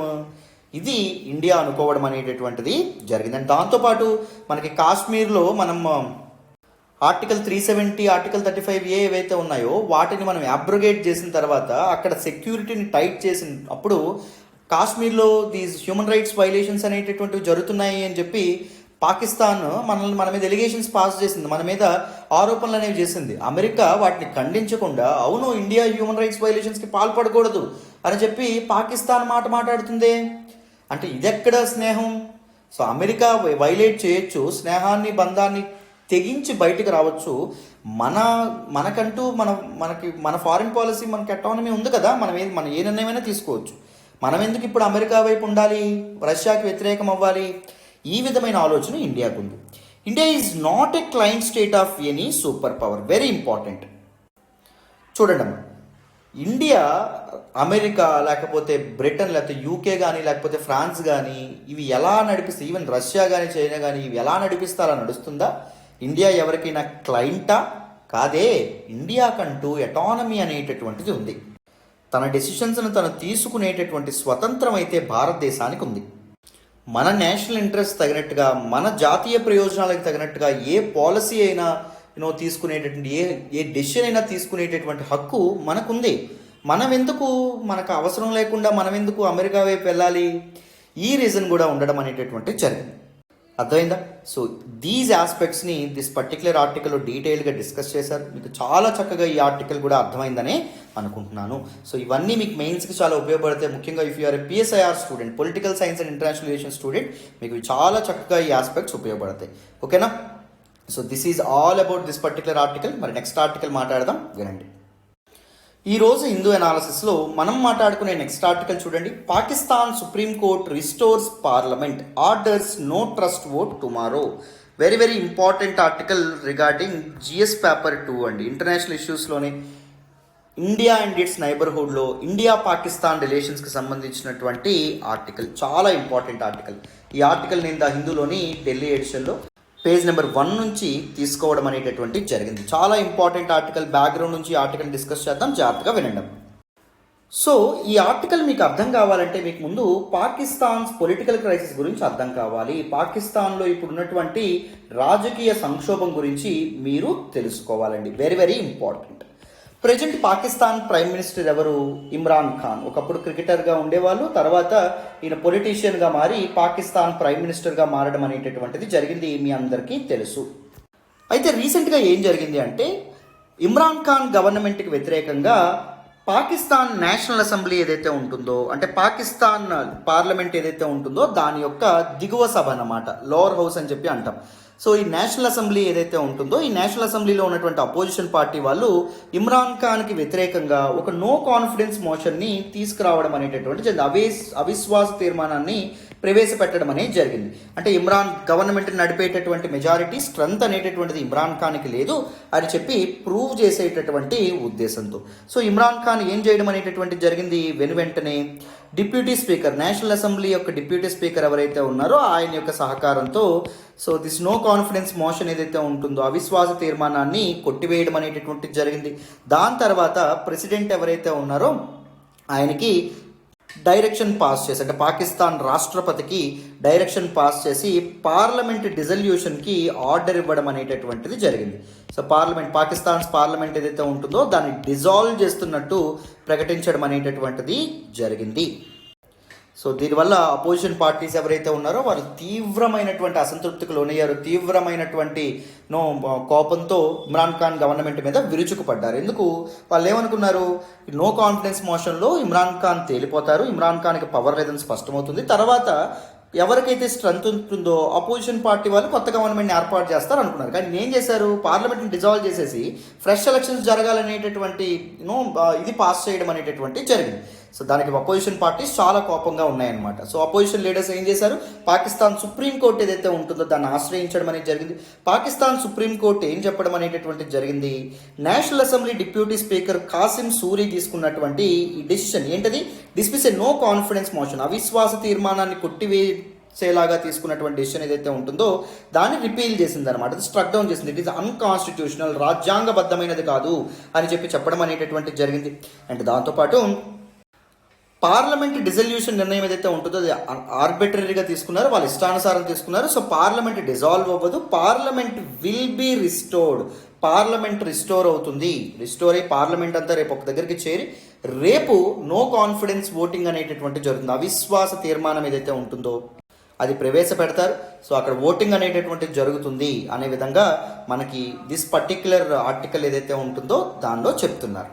So what are some reasons for Pakistan's political crisis, ఈ రాజకీయ సంక్షోభం వెనక కారణాలు ఏంటి అని తెలుసుకునే ముందు ఒక చిన్న విషయం చెప్పనా మీకు. 1947లో పాకిస్తాన్కి స్వతంత్రం వచ్చినప్పటి నుంచి ఇప్పటి వరకు ఏ ప్రైమ్ మినిస్టర్ కూడా, ఏ ప్రధానమంత్రి కూడా 5 ఏళ్ళు పూర్తి టెన్యూర్ని కంప్లీట్ చేయలేదు. మీకు ఎవరికైనా తెలుసా? 5 ఇయర్స్ ఎవ్వరూ పదవిలో అయితే ఉండలేదు. సో ఎప్పుడు పాకిస్తాన్కి ఒక పొలిటికల్ ఇన్స్టెబిలిటీ అనేటటువంటిది ఉండేదండి, రాజకీయ అస్థిరత అనేటటువంటిది ఉండడం అనేటటువంటి జరిగింది. They always envisaged for democratic institutions, they always envisage to give equality, freedom to words people, political stability గురించి వాళ్ళు ఆలోచించినప్పటికీ సో పొలిటికల్ స్ట్రక్చర్ ఇన్ పాకిస్తాన్లో ఉన్నటువంటి వ్యవస్థ ఏదైతే ఉంటుందో సొసైటల్ స్ట్రక్చర్ కూడా పాకిస్తాన్ని పొలిటికల్లీ స్టేబుల్గా ఎప్పుడూ ఉంచలేదు. పొలిటికల్లీ ఇన్స్టేబుల్గానే పాకిస్తాన్ ఎప్పుడూ ఉండడం అనేటటువంటి జరిగింది.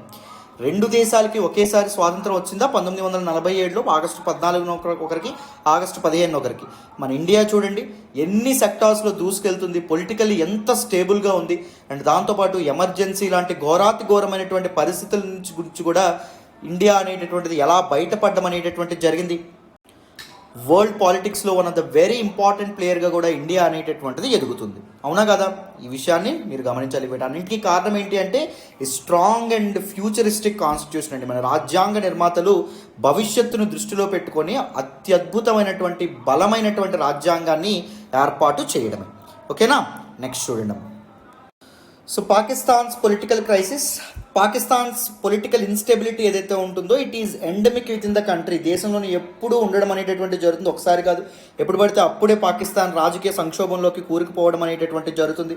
The power altars between military interventions, military వాళ్ళకి ఎక్కువ పవర్ ఉండడం, ఎక్కువగా అధికారాలు ఉండడం, అండ్ దాంతోపాటు సివిలియన్ రూల్ ప్రజల ద్వారా ఏర్పడినటువంటి ప్రభుత్వానికి అండ్ దాంతోపాటు మిలిటరీ వాళ్ళ మధ్య ఈ అధికారాలు ఏవైతే ఉంటాయో అవి తూలనాడుతూ ఉండడం అనేటటువంటి జరుగుతుంది. Main reasons for the recent crisis, రీసెంట్గా వచ్చినటువంటి పొలిటికల్ క్రైసిస్, రాజకీయ సంక్షోభం వెనుక ముఖ్యమైనటువంటి కారణాలు ఏంటి? Pakistan's economic crisis and failure of it's government in managing the economy. Pakistan యొక్క ఆర్థిక సంక్షోభం అండ్ దాంతోపాటు గవర్నమెంట్ ఎకానమీని మేనేజ్ చేయలేకపోవడం. పాకిస్తాన్లో ఇన్ఫ్లేషన్ అనేటటువంటిది విపరీతంగా పెరగడం అనేది జరిగింది. ద్రవ్యోల్బణం, వస్తువుల యొక్క ధరలు అనేవి ఎక్కువగా పెరగడం వల్ల సామాన్యుల మీద చాలా భారం అనేటటువంటిది పడడం అనేది జరిగింది. కోవిడ్-19 టైంలో పబ్లిక్ హెల్త్ని కూడా సరిగ్గా మేనేజ్ చేయలేకపోయారు. ప్రజలకి వ్యాక్సినేషన్ కానీ లేకపోతే ప్రజలకి ట్రీట్మెంట్ కానీ ప్రొవైడ్ చేయలేనటువంటి పరిస్థితి ఏర్పడడం అనేటటువంటి జరిగింది. దాంతోపాటు ఫారిన్ ఎక్స్చేంజ్ రిజర్వ్స్ ఏవైతే ఉంటాయో అవి కూడా డిప్లీట్ అయిపోయినాయి. ఒకప్పుడు టూరిజం నుంచి మంచి ఇన్కమ్ వచ్చేది, బట్ గ్రోయింగ్ ఎక్స్ట్రీమిజం ఏదైతే ఉంటుందో, వైలెన్స్ అనేటటువంటిది పెరగడం వల్ల పాకిస్తాన్కి టూరిస్టులు రావడం మానేశారు. ఫారిన్ ఎక్స్చేంజ్ రిజర్వ్స్ అనేవి తగ్గిపోయినాయి. రెమిటెన్సెస్, పాకిస్తాన్ ప్రజలు బయట దేశాల్లో ఉంటూ ఏం చేసేవాళ్ళు, ఎక్కువ సంపాదించేవారు. ఈ మధ్యకాలంలో కోవిడ్-19 వల్ల రెస్ట్రిక్షన్స్ అనేవి, బార్డర్ రెస్ట్రిక్షన్స్ ఉండడం వల్ల బయట దేశాలకు పాకిస్తానీలు వెళ్ళడం తగ్గడం వల్ల రెమిటెన్సెస్ ఏవైతే ఉన్నాయో రెమిటెన్సెస్ కూడా తగ్గినాయి. అండ్ దాంతోపాటు పాకిస్తాన్కి ఇన్వెస్ట్మెంట్స్ ఏవైతే ఉన్నాయో పెట్టుబడులు కూడా రావడం అనేటటువంటిది ఆగిపోయింది. సో అందువల్ల పాకిస్తాన్ అన్ఎంప్లాయ్మెంట్లోను, ఎకనామిక్ క్రైసిస్లోను ఉండడం అనేది జరిగింది. వీటిని మేనేజ్ చేయడంలో గవర్నమెంట్ ఫెయిల్ అయింది. సో అందుకే ప్రజలు ప్రభుత్వానికి వ్యతిరేకంగా మారారు. Change in the stance of Pakistan military, Pakistan military ఉంటేనే గవర్నమెంట్స్ అనేటటువంటివి ఏర్పడతాయి పాకిస్తాన్లో. అర్థమైందా? మిలిటరీ సపోర్ట్ ఉంటేనే. సో పాకిస్తాన్ మిలిటరీ ఇమ్రాన్ ఖాన్కి సపోర్ట్ చేయడం వల్ల ఇమ్రాన్ ఖాన్ గవర్నమెంట్ ఏర్పాటు చేశారు. కానీ రీసెంట్ టైమ్స్లో ఏం జరిగింది, పాకిస్తాన్ మిలిటరీ మన గవర్నమెంట్కి వ్యతిరేకంగా ప్రజలు మారడంతో మేమెందుకు పాకిస్తాన్ గవర్నమెంట్తో ఉండాలి, ఇమ్రాన్ ఖాన్తో ఉండాలని చెప్పి వ్యతిరేకంగా మారడం అనేది జరిగింది. ప్లేట్ తిప్పేశారు. కాబట్టి ఇప్పుడు ఏం జరిగింది, కంప్లీట్గా ప్రాబ్లం ఏర్పడడం అనేటటువంటిది జరిగింది. Imran Khan losing support with in the government. తన ప్రభుత్వంలోనే చాలామంది ఫ్యాక్షన్స్ అనేవి మొదలైనవి. సో తన పార్టీ నుంచే చాలామంది గ్రూప్ రాజకీయాలు చేయడం ఏదైతే ఉంటుందో, గ్రూప్ పాలిటిక్స్ ఏవైతే ఉంటాయో అవి చేయడం మొదలుపెట్టారు. చాలామంది అదర్ పార్టీస్లోకి జంప్ అవ్వడం కూడా మొదలైంది. సో ఎప్పుడైతే ఓన్ పార్టీలోనే ఇమ్రాన్ ఖాన్ సపోర్ట్ కోల్పోవడం అనేది జరిగిందో, సో పొలిటికల్ క్రైసిస్ కాస్త ఇంకా ఇంటెన్సిఫై అవ్వడం జరిగింది, తీవ్రతరం అవ్వడం అనేటటువంటి జరిగింది నాన్న. సో ప్రెజెంట్ పాకిస్తాన్కు ఉన్నటువంటి కన్సర్న్స్ చూడండి. Apart from this political crisis, advancement of Taliban. So 2021 August 15న తాలిబాన్లు ఆఫ్ఘనిస్తాన్లో అధికారంలోకి రావడం అనేటటువంటిది జరిగింది. తాలిబాన్లు అడ్వాన్స్ అవుతున్నారు, రోజు రోజుకి ముందుకు రావడం అనేటటువంటిది జరుగుతుంది. పాకిస్తాన్లో ఉన్నటువంటి చాలా టెరిటరీస్ని తమ అండర్లోకి తెచ్చుకుంటారేమో అనేటటువంటి భయం పాకిస్తాన్ మిలిటరీకి మొదలైంది. అండ్ దాంతోపాటు Taliban are acting like breeding grounds for extremism అండి. సో ఉగ్రవాదానికి సపోర్ట్ చేసేటటువంటి తాలిబాన్లు ఎవరైతే ఉన్నారో వాళ్ళ కారణంగా పాకిస్తాన్ మిలిటరీ భయపడుతుంది. రైట్, పాకిస్తాన్ మిలిటరీ ఇబ్బంది పడుతుంది. సో అందుకే తాలిబాన్లకి అండ్ దాంతోపాటు మిలిటరీకి మధ్య కొన్ని టెన్షన్స్ రీసెంట్ టైమ్స్లో పెరిగినాయి అనమాట. Failure of CPEC, China Pakistan economic corridor. 2013లో చైనా అనేటటువంటిది ద వెరీ ఇంపార్టెంట్ ప్రాజెక్ట్తో ముందుకు వచ్చింది. దాన్ని బెల్ట్ అండ్ రోడ్ ఇనిషియేటివ్ లేదా one belt one road initiative అని చెప్పి అంటాం అనమాట. దేనికోసం, ప్రపంచవ్యాప్తంగా ఇన్ఫ్రాస్ట్రక్చర్ ఏదైతే ఉంటుందో అది డెవలప్ చేయడానికి, సో దట్ చైనీస్ గూడ్స్ అనేటటువంటివి బయట దేశాలకు ఈజీగా ఎక్స్పోర్ట్ చేయవచ్చు కాబట్టి. సో దీనిలో భాగంగా ఏం చేసింది చైనా, వివిధ దేశాలు ఎవరైతే దీన్ని యాక్సెప్ట్ చేస్తారో వాళ్ళందరికీ అప్పులు ఇవ్వడం మొదలుపెట్టింది, రోడ్లు, పోర్ట్స్ ఇవన్నీ నిర్మించడానికి అనమాట. సో వాళ్ళ దేశాల ఇన్ఫ్రాస్ట్రక్చర్ పెడితే వాళ్ళకి కూడా ఉపయోగం లేదా, వాళ్ళకి కూడా ఉపయోగం కాబట్టి. అర్థమైందా? సో దీనిలో భాగంగానే China Pakistan economic corridor project ఏదైతే ఉంటుందో అది కూడా మొదలైంది. This economic corridor project connects చైనాలో జిన్జియాంగ్లో ఉన్నటువంటి కాష్గర్ నుంచి పాకిస్తాన్లో ఉన్నటువంటి బెలుచిస్తాన్ ప్రావిన్స్లో ఉన్నటువంటి గ్వాదర్కి ఇది కనెక్ట్ చేయడం అనేటటువంటిది జరుగుతుంది అనమాట. ఇదిగోండి ఇలా కనెక్ట్ అవ్వడం అనేటటువంటి జరుగుతుంది. మధ్యలో రోడ్డు మార్గాలు ఉంటాయి, రైలు మార్గాలు ఉంటాయి, అండ్ దాంతోపాటు ఇన్లాండ్ వాటర్వేస్ ఉంటాయి, ఇండస్ట్రీస్ ఉంటాయి, న్యాచురల్ గ్యాస్ రిఫైనరీ ఫ్యాక్టరీస్ ఉంటాయి, వీటన్నింటినీ అనమాట మధ్యలో నిర్మిస్తూ ఉండడం అనేటటువంటిది జరుగుతుంది. కానీ చైనా పాకిస్తాన్ ఎకనమిక్ కారిడార్ వల్ల పాకిస్తాన్కి విపరీతమైన నష్టమే. పాకిస్తాన్ చైనా నుంచి అప్పు తీసుకుని ఇవన్నీ కడుతుంది. పాకిస్తాన్ అప్పు ఏమైనా పెరిగిపోతుంది, ఇంట్రెస్ట్ రేట్లు అనేటటువంటివి పెరిగిపోతున్నాయి, అప్పు భారం అనేది పెరిగిపోతుంది. కానీ ఈ China Pakistan economic corridor complete అవ్వకుండా పాకిస్తాన్ మీద చాలా ఆర్థిక భారం మోపుతుంది అనమాట. పాకిస్తాన్ జీడిపికి ఒక్క పెన్నీ కూడా, ఒక పైసా కూడా సపోర్ట్ చేయట్లేదు. సో ఈ సిపెక్ అనేటటువంటిది ఫెయిల్యూర్ అవ్వడం అనేది జరుగుతుంది. అండ్ ఈ సిపెక్ కారణం ద్వారా పాకిస్తాన్ అనేటటువంటిది చైనా కాలనీగా మారిపోతుంది. ఒకప్పుడు బ్రిటిష్ కాలనీగా ఇండియా ఉండేదా, సో అలాగా చైనా కాలనీగా పాకిస్తాన్ మారిపోయేటటువంటి అవకాశం కూడా ఉంటుంది. అప్పుల్లో కూరుకుపోయి అనే రకమైనటువంటి అప్రహెన్షన్స్, భయాందోళనలు కూడా ఉన్నాయన్నమాట. అర్థమైందా? సో సిపెక్ అనేటటువంటిది ఫెయిల్ అవ్వడం, అండ్ దాంతోపాటు బెలుచిస్తాన్స్ అప్రైజింగ్. సో బెలుచిస్తాన్ యొక్క అప్రైజింగ్ మీ అందరికీ తెలుసనే అనుకుంటున్నాను. నేను చాలాసార్లు హిందూ అనాలిసిస్లో చెప్పాను. Pakistan has 4 provinces. One is Baluchistan, second one is Sindh, third one is Punjab, fourth one is Khyber పంతుత్వ. So this tribally administered tribal areas ఏవైతే ఉన్నాయి, they are kind of union territories లాగా అనమాట. దే ఆర్ అటానమస్ రీజన్ అనమాట. బట్ ఈ 4 regions ఆర్ ఏంటి, provinces in Pakistan. అందులో Baluchistan province ఏదైతే ఉంటుందో దీని చరిత్ర మీరు తెలుసుకోవాలి. 1947లో బ్రిటిష్ ఇండియాకి స్వాతంత్రం వచ్చిన తర్వాత పార్టిషన్ అనేటటువంటిది జరిగింది. బ్రిటిష్ ఇండియా కాస్త ఇండియా పాకిస్తాన్ లాంటి 2 దేశాలుగా విడిపోయినాయి, అవునా కాదా? అయితే సో బ్రిటిష్ వాళ్ళు ఈ దేశానికి, బ్రిటిష్ ఇండియాకి స్వాతంత్రం ఇస్తూ మౌంట్ బాటన్ ప్లాన్ ద్వారా ఒక క్లాజ్ అనేటటువంటిది పెట్టారు. ఏంటా క్లాజ్? సో పవర్ ట్రాన్స్ఫర్ అనేటటువంటిది బ్రిటిష్ వాళ్ళ అండర్లో ఉన్నటువంటి టెరిటరీస్ అన్నీ ఈ 2 కంట్రీస్కి వెళ్ళిపోతాయి, ఓకేనా?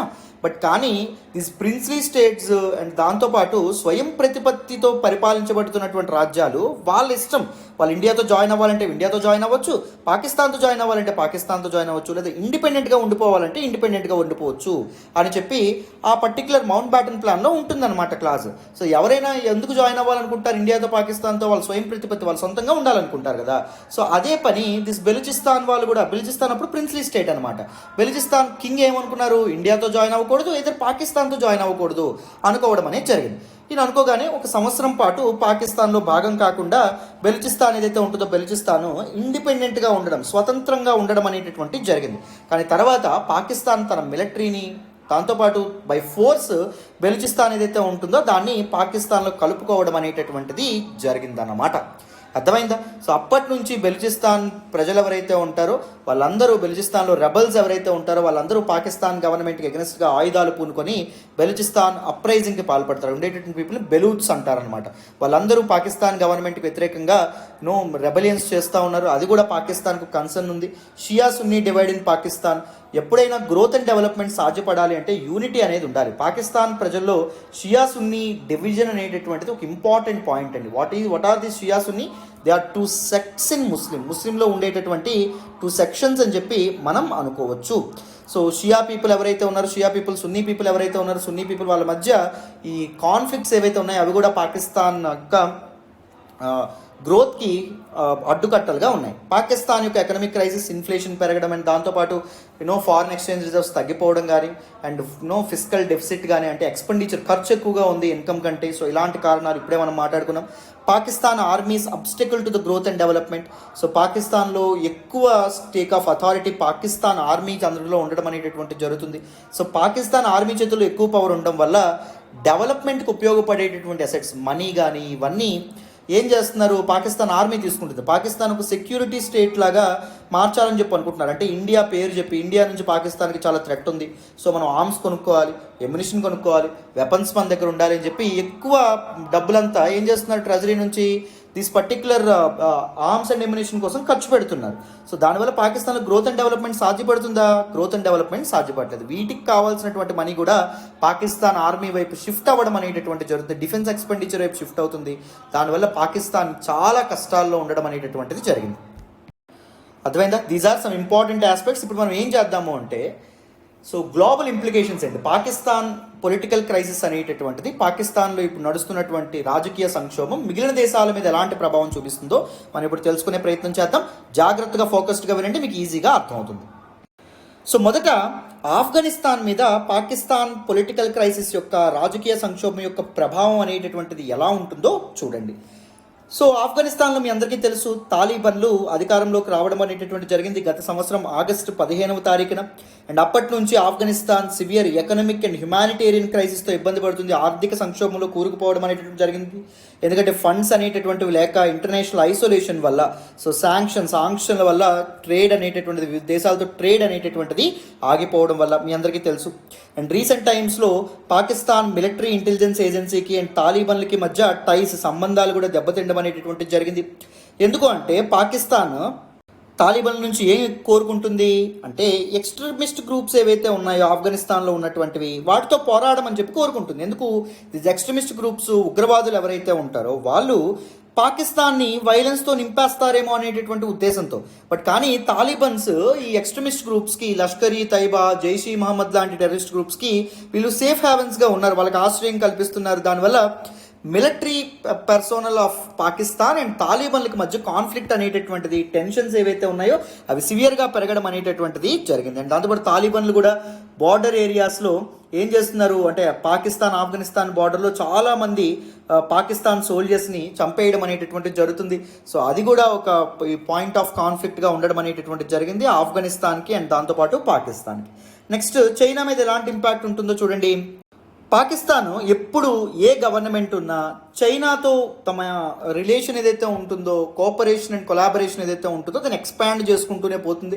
ప్రపంచానికి చైనా అనేటటువంటిది పాకిస్తాన్ పైన పాజిటివ్ ఇంపాక్ట్ తీసుకొస్తుంది అని చెప్పేటటువంటి ప్రయత్నం చేస్తుంది. అండ్ దాంతోపాటు పాకిస్తాన్ చైనా రీసెంట్గా తమ కోఆపరేషన్ చాలా ముందుకు తీసుకువెళ్ళడం అనేటటువంటిది జరిగింది. So China Pakistan both iron brothers అని చెప్పి, ఆల్ వెదర్ అలైస్ అని చెప్పి తమకు తాము పిలుచుకోవడం అనేటటువంటిది జరిగింది, మీ అందరికీ తెలుసు. అయితే పాకిస్తాన్ పొలిటికల్ క్రైసిస్ ఏదైతే ఉందో ఇది చైనా పాకిస్తాన్ ఎకడమిక్ కారిడార్ మీద, సిపెక్ మీద ఇంపాక్ట్ అనేటటువంటిది చూపించవచ్చు అని చెప్తున్నారు. ఆల్రెడీ సిపెక్ బెలుచిస్తాన్లో ఉన్నటువంటి ఇన్సర్జెన్సీ అప్రైజింగ్స్ ఏవైతే ఉంటాయో వాటి వల్ల కానీ, లేకపోతే ఇండియా కన్సిస్టెంట్గా ఈ సిపెక్కి ఎగనెస్ట్గా మాట్లాడడం గురించి కానీ చాలా సివియర్ జోల్స్ ఫేస్ చేస్తుంది. సిపెక్ దగ్గరగా అంత ఫాస్ట్గా మూవ్ అవ్వట్లేదు. బట్ దానికి ఇప్పుడు పాకిస్తాన్లో ఉన్నటువంటి పొలిటికల్ క్రైసిస్ కూడా తోడవడంతో సిపెక్ స్లో డౌన్ అవ్వచ్చు అని చెప్పి చైనా అనుకుంటుంది. చైనాకి అదొక పెద్ద జోల్ట్ అని చెప్పి చెప్పుకోవచ్చు, చైనాకి ఒక పెద్ద బ్లో అని చెప్పి మనం చెప్పుకోవచ్చు. నెక్స్ట్ చూడండి.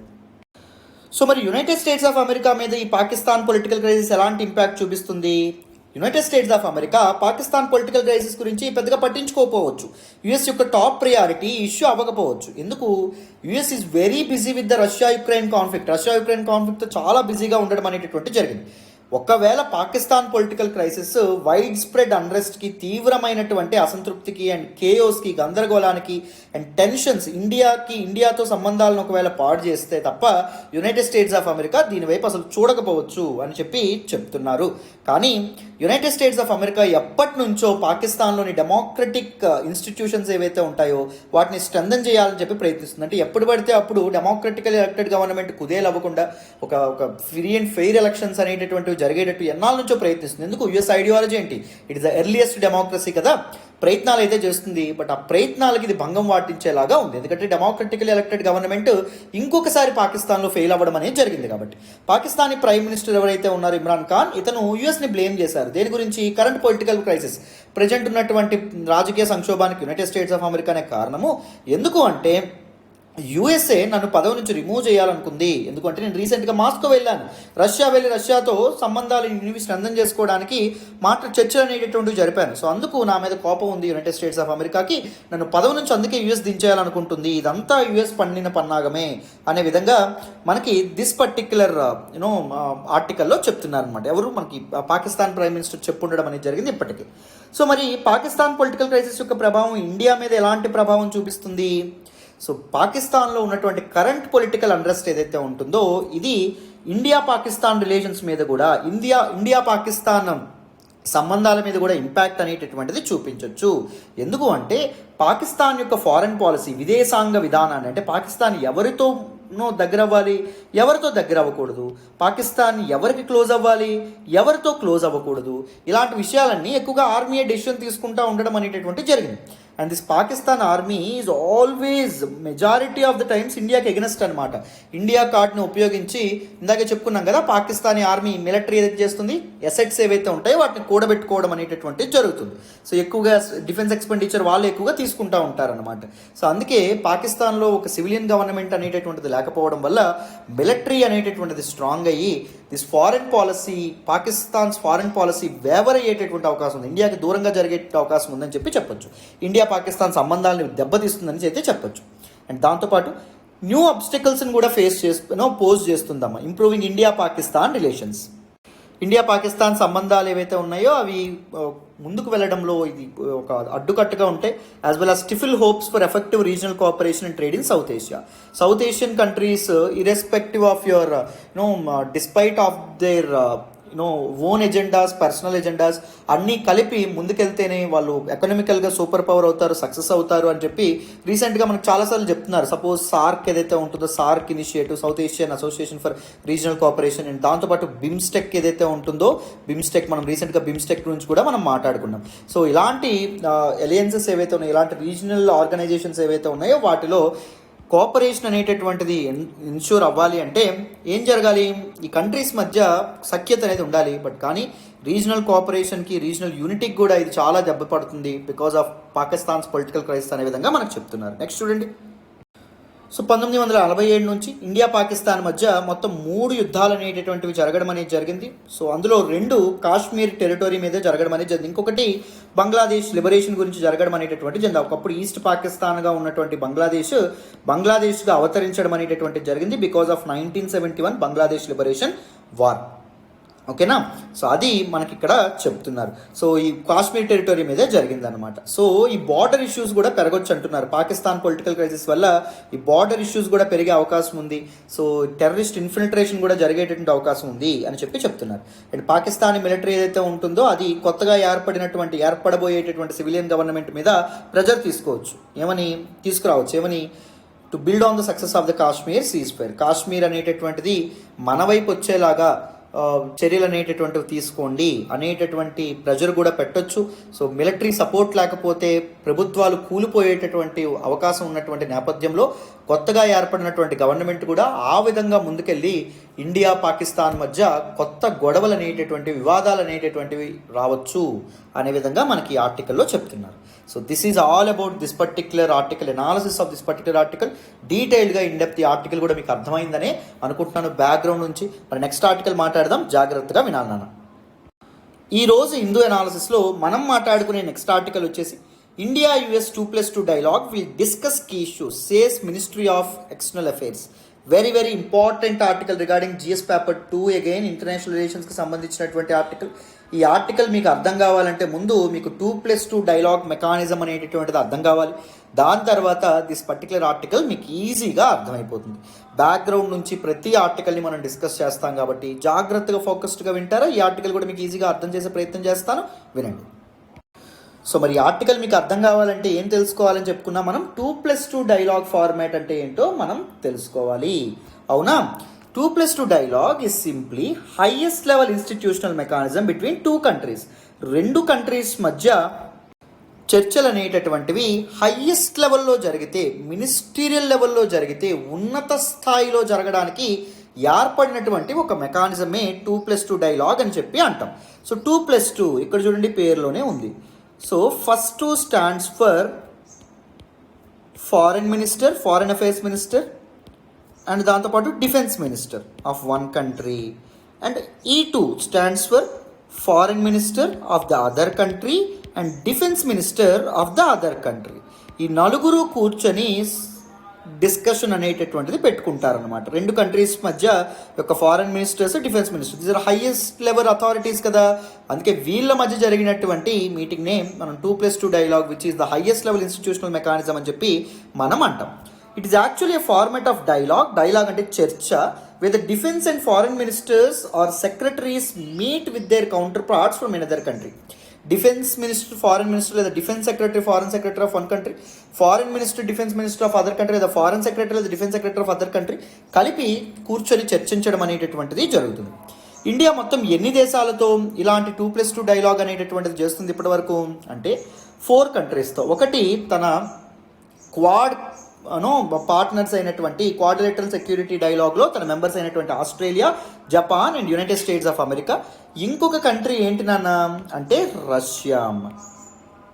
అర్థమైందా? రీసెంట్గా డిసెంబర్ 2021లో రష్యాతో మొదటి 2+2 డైలాగ్ అనేటటువంటి జరిగింది. రష్యా ముందు ఆస్ట్రేలియాతో చేసింది అనమాట. అర్థమైందా? సో ఎప్పటి నుంచో యూఎస్ఏ, జపాన్తో అయితే ఉంది. యూఎస్ఏతో 2018లో ఫస్ట్ ఎవర్ 2+2 డైలాగ్లో ఇండియా పార్టిసిపేట్ చేసింది. తర్వాత 2019లో జపాన్తో 2+2 డైలాగ్లో పార్టిసిపేట్ చేసింది. 2021లోనే అక్టోబర్లో ఆస్ట్రేలియాతో 2+2 డైలాగ్లో పార్టిసిపేట్ చేసింది. అండ్ 2021 డిసెంబర్లో రష్యాతో 2+2 డైలాగ్లో పార్టిసిపేట్ చేయడం అనేటటువంటి జరిగింది.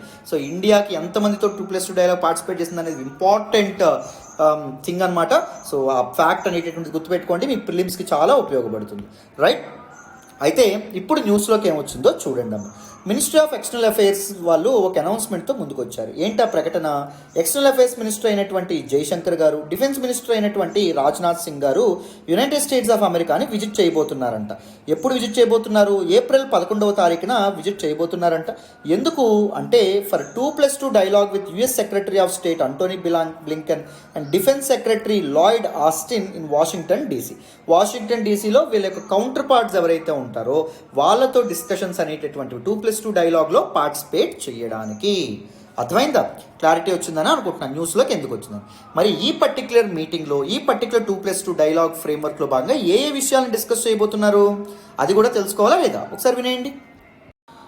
So agenda of this 2+2 dialogue, ఈ 2+2 డైలాగ్లో డిస్కషన్స్ దేని గురించి జరగబోతున్నాయి అంటే క్రాస్ కటింగ్ ఇష్యూస్ ఏవైతే ఉన్నాయో between India and United States of America, India and United States of America యొక్క సంబంధాలు ఏవైతే ఉన్నాయో, ఇండియా యూఎస్ రిలేషన్స్కి ఇష్యూస్, ఛాలెంజెస్ ఏవైతే ఉన్నాయో ఇష్యూస్, వాటిని రివ్యూ చేయడానికి, వాటి గురించి చర్చించడానికి అండ్ దాంతోపాటు రెండు కంట్రీస్ యొక్క ఫారెన్ పాలసీ, రెండు కంట్రీస్ వేరే దేశాలతో ఎలాంటి సంబంధాలు ఏర్పరచుకోవాలనుకుంటున్నాయి, వాళ్ళ డిఫెన్స్ కోఆపరేషన్ గురించి, సెక్యూరిటీ కోఆపరేషన్ గురించి అండ్ దాంతోపాటు strategic guidance and vision for further consolidating of the relationship.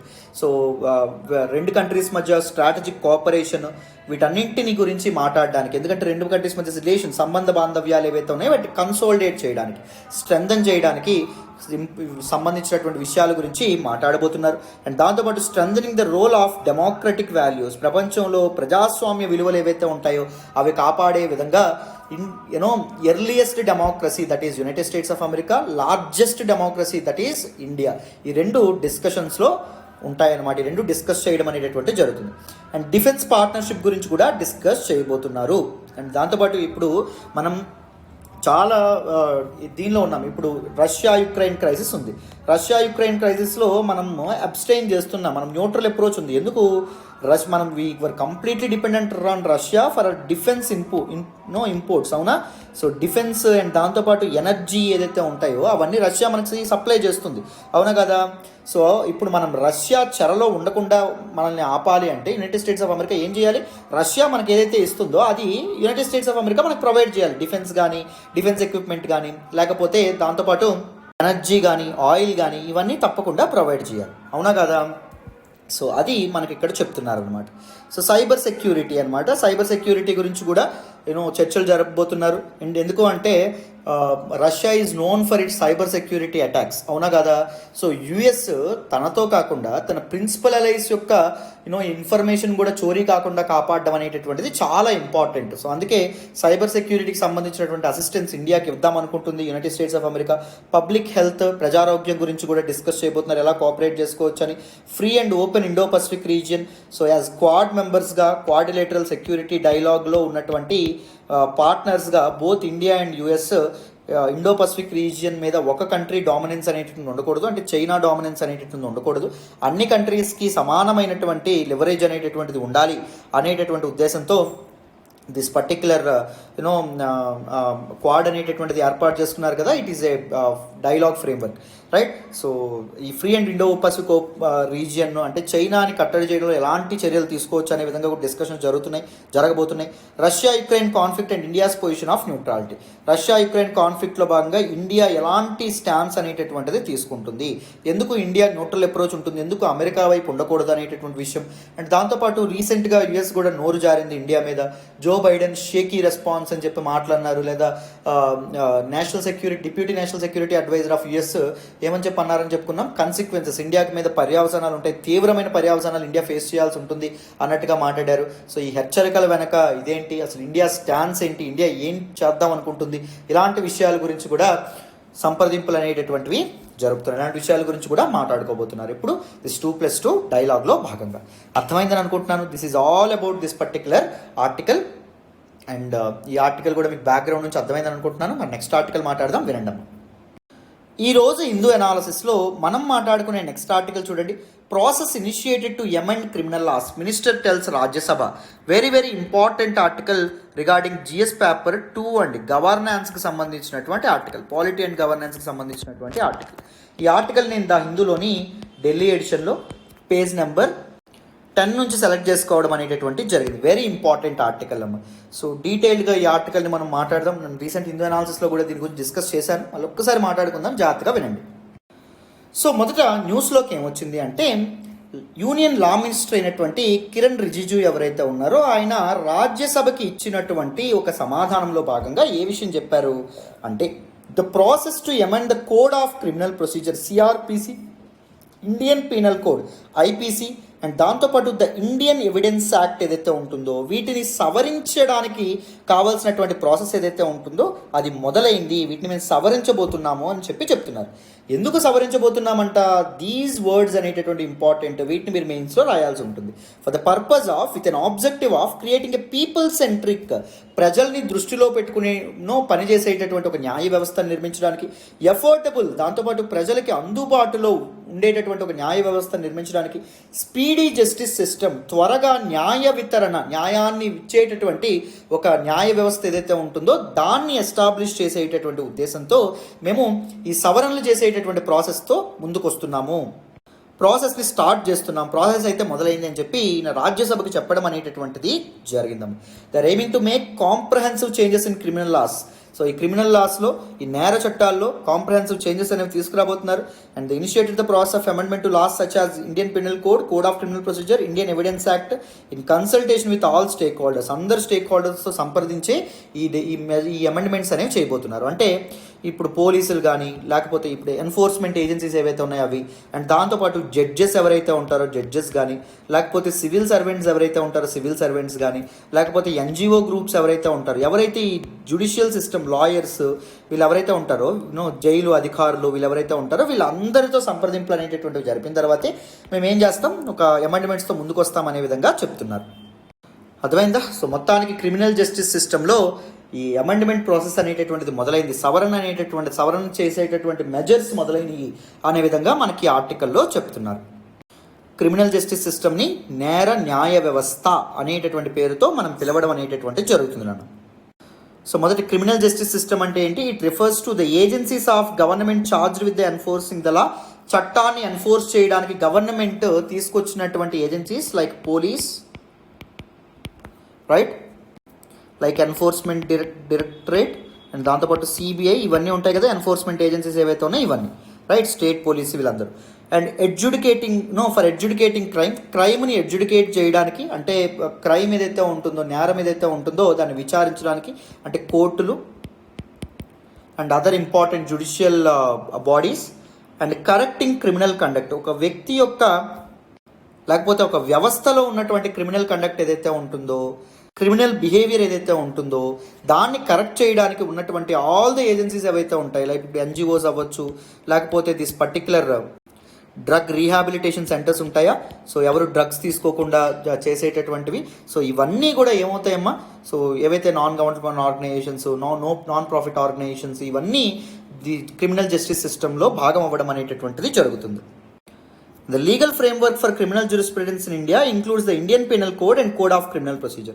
So criminal జ్యూరిస్ప్రుడెన్స్లో అంటే నేర శిక్షా స్మృతుల్లో 2 ఇంపార్టెంట్ డాక్యుమెంట్స్ ఉంటాయండి. ఒకటి ఇండియన్ పీనల్ కోడ్, రెండవది code of criminal procedure.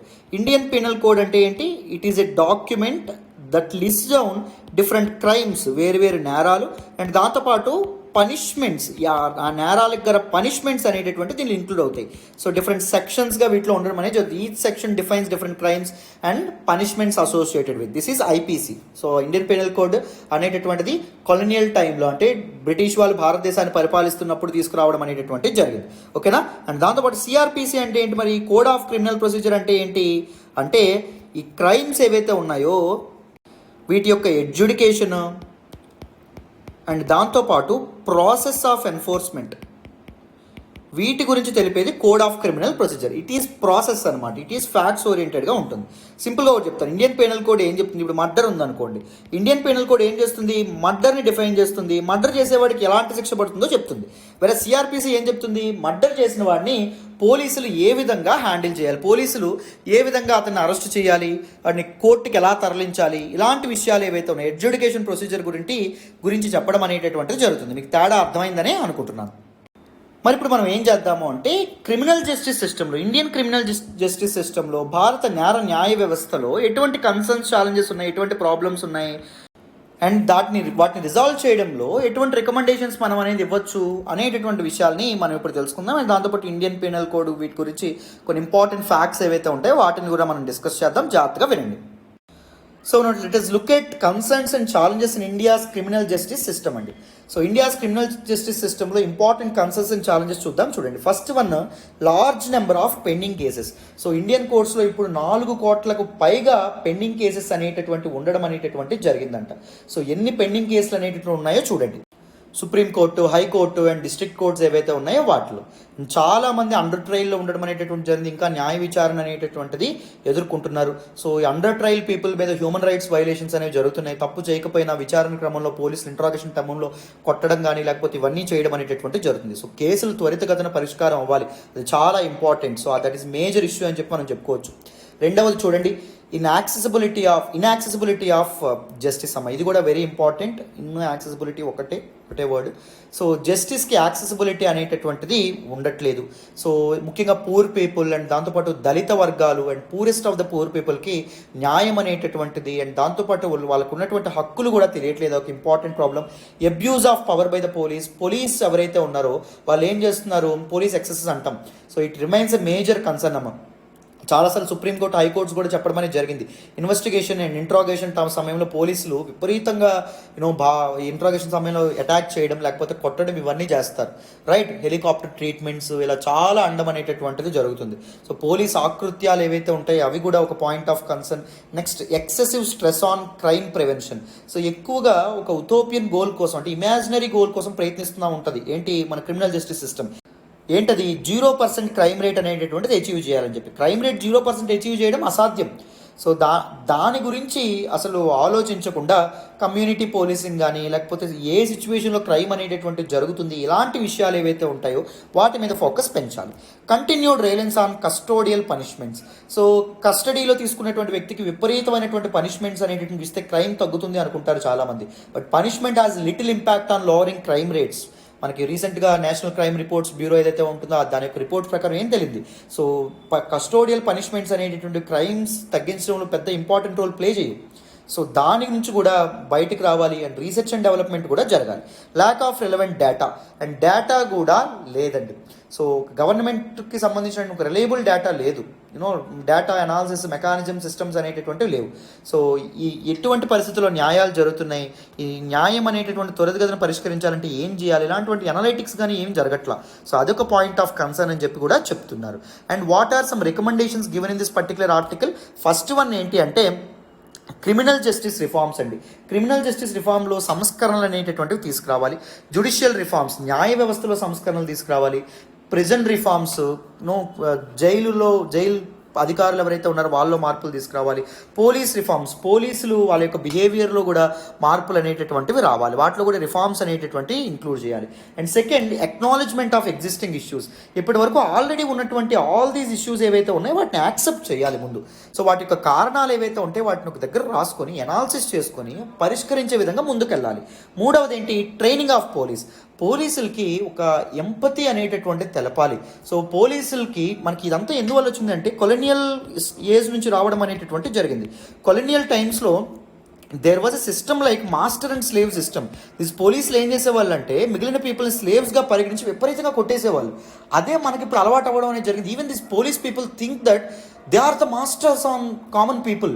So వాళ్ళు ఏమైనా చేయొచ్చు అని ఫీల్ అవ్వడం అనేటటువంటి జరుగుతుంది. ఏ విధంగా పడితే ఆ విధంగా మాట్లాడతారు, చాలా ఇబ్బందికరంగా మాట్లాడతారు. మీరు ఎప్పుడైనా Banjara hills and Jubilee hills ఏరియాలో పోలీసులు చాలా పొలైట్గా మాట్లాడతారు, ఎప్పుడైనా మీరు గమనించండి.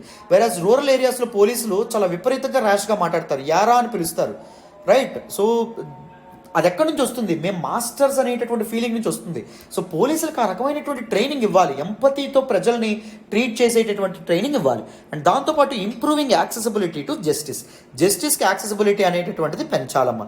So alternative dispute resolution mechanisms అనేటటువంటివి ఏర్పాటు చేయడం, లేకపోతే కోర్టు యొక్క ఫీజులు అనేటటువంటివి తగ్గించడం, పబ్లిక్ ప్రాసిక్యూటర్స్ ఎవరైతే ఉంటారో వాళ్ళని పెంచడం, అంటే పబ్లిక్ సామాన్య ప్రజలు ఎవరైతే ఉంటారో వాళ్ళ గురించి వాదించేటటువంటి లాయర్లని పెంచడం, ప్రైవేట్ ప్రాక్టీషనర్స్ మాత్రమే కాకుండా ఇలాంటివి చేయడం వల్ల జస్టిస్కి సామాన్య ప్రజలు అండ్ దళిత వర్గాలు and lower caste and lower tribes, schedule tribes people కూడా జస్టిస్ని యాక్సెస్ చేసుకోవచ్చు. నెక్స్ట్, హోలిస్టిక్ రిఫార్మ్స్ అనేటటువంటివి తీసుకురావాలి.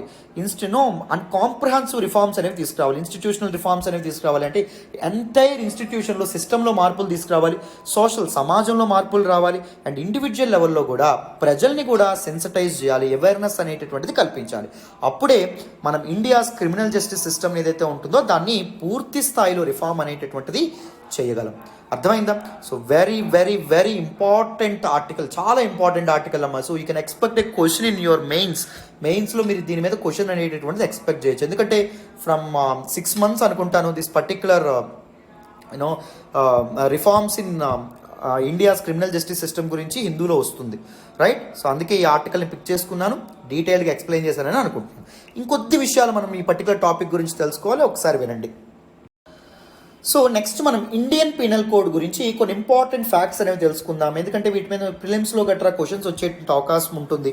సో జాగ్రత్తగా వినండి, మీకు క్లియర్గా ఎక్స్ప్లెయిన్ చేస్తాను.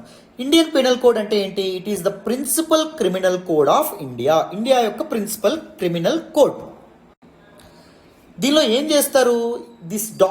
In this document the define crimes, వివిధ నేరాలని డిఫైన్ చేస్తారు. ఏది మర్డర్ అవుతుంది, ఏది రేప్ అవుతుంది, ఏది సపోజ్ అడల్టరీ అవుతుంది, ఇలా చెప్పడం అనేది జరుగుతుంది. And provides punishments for almost all kinds of criminal and actionable wrongs. And దాంతోపాటు ఈ నేరాలకి పనిష్మెంట్స్ ఏమి ఇవ్వాలనేది కూడా చెప్తారనమాట. దిస్ ఇండియన్ పీనల్ కోడ్ ఏదైతే ఉంటుందో ఈ డాక్యుమెంట్లో. This IPC in its various sections define specific crimes. ఐపీసీలో డిఫరెంట్ సెక్షన్స్ ఉంటాయి, different sections different crimes define చేస్తే, సపోజ్ సెక్షన్ 300 మర్డర్, సెక్షన్ 299 ఏదైతే ఉంటుందో అది కల్పబుల్ హోమిసైడ్.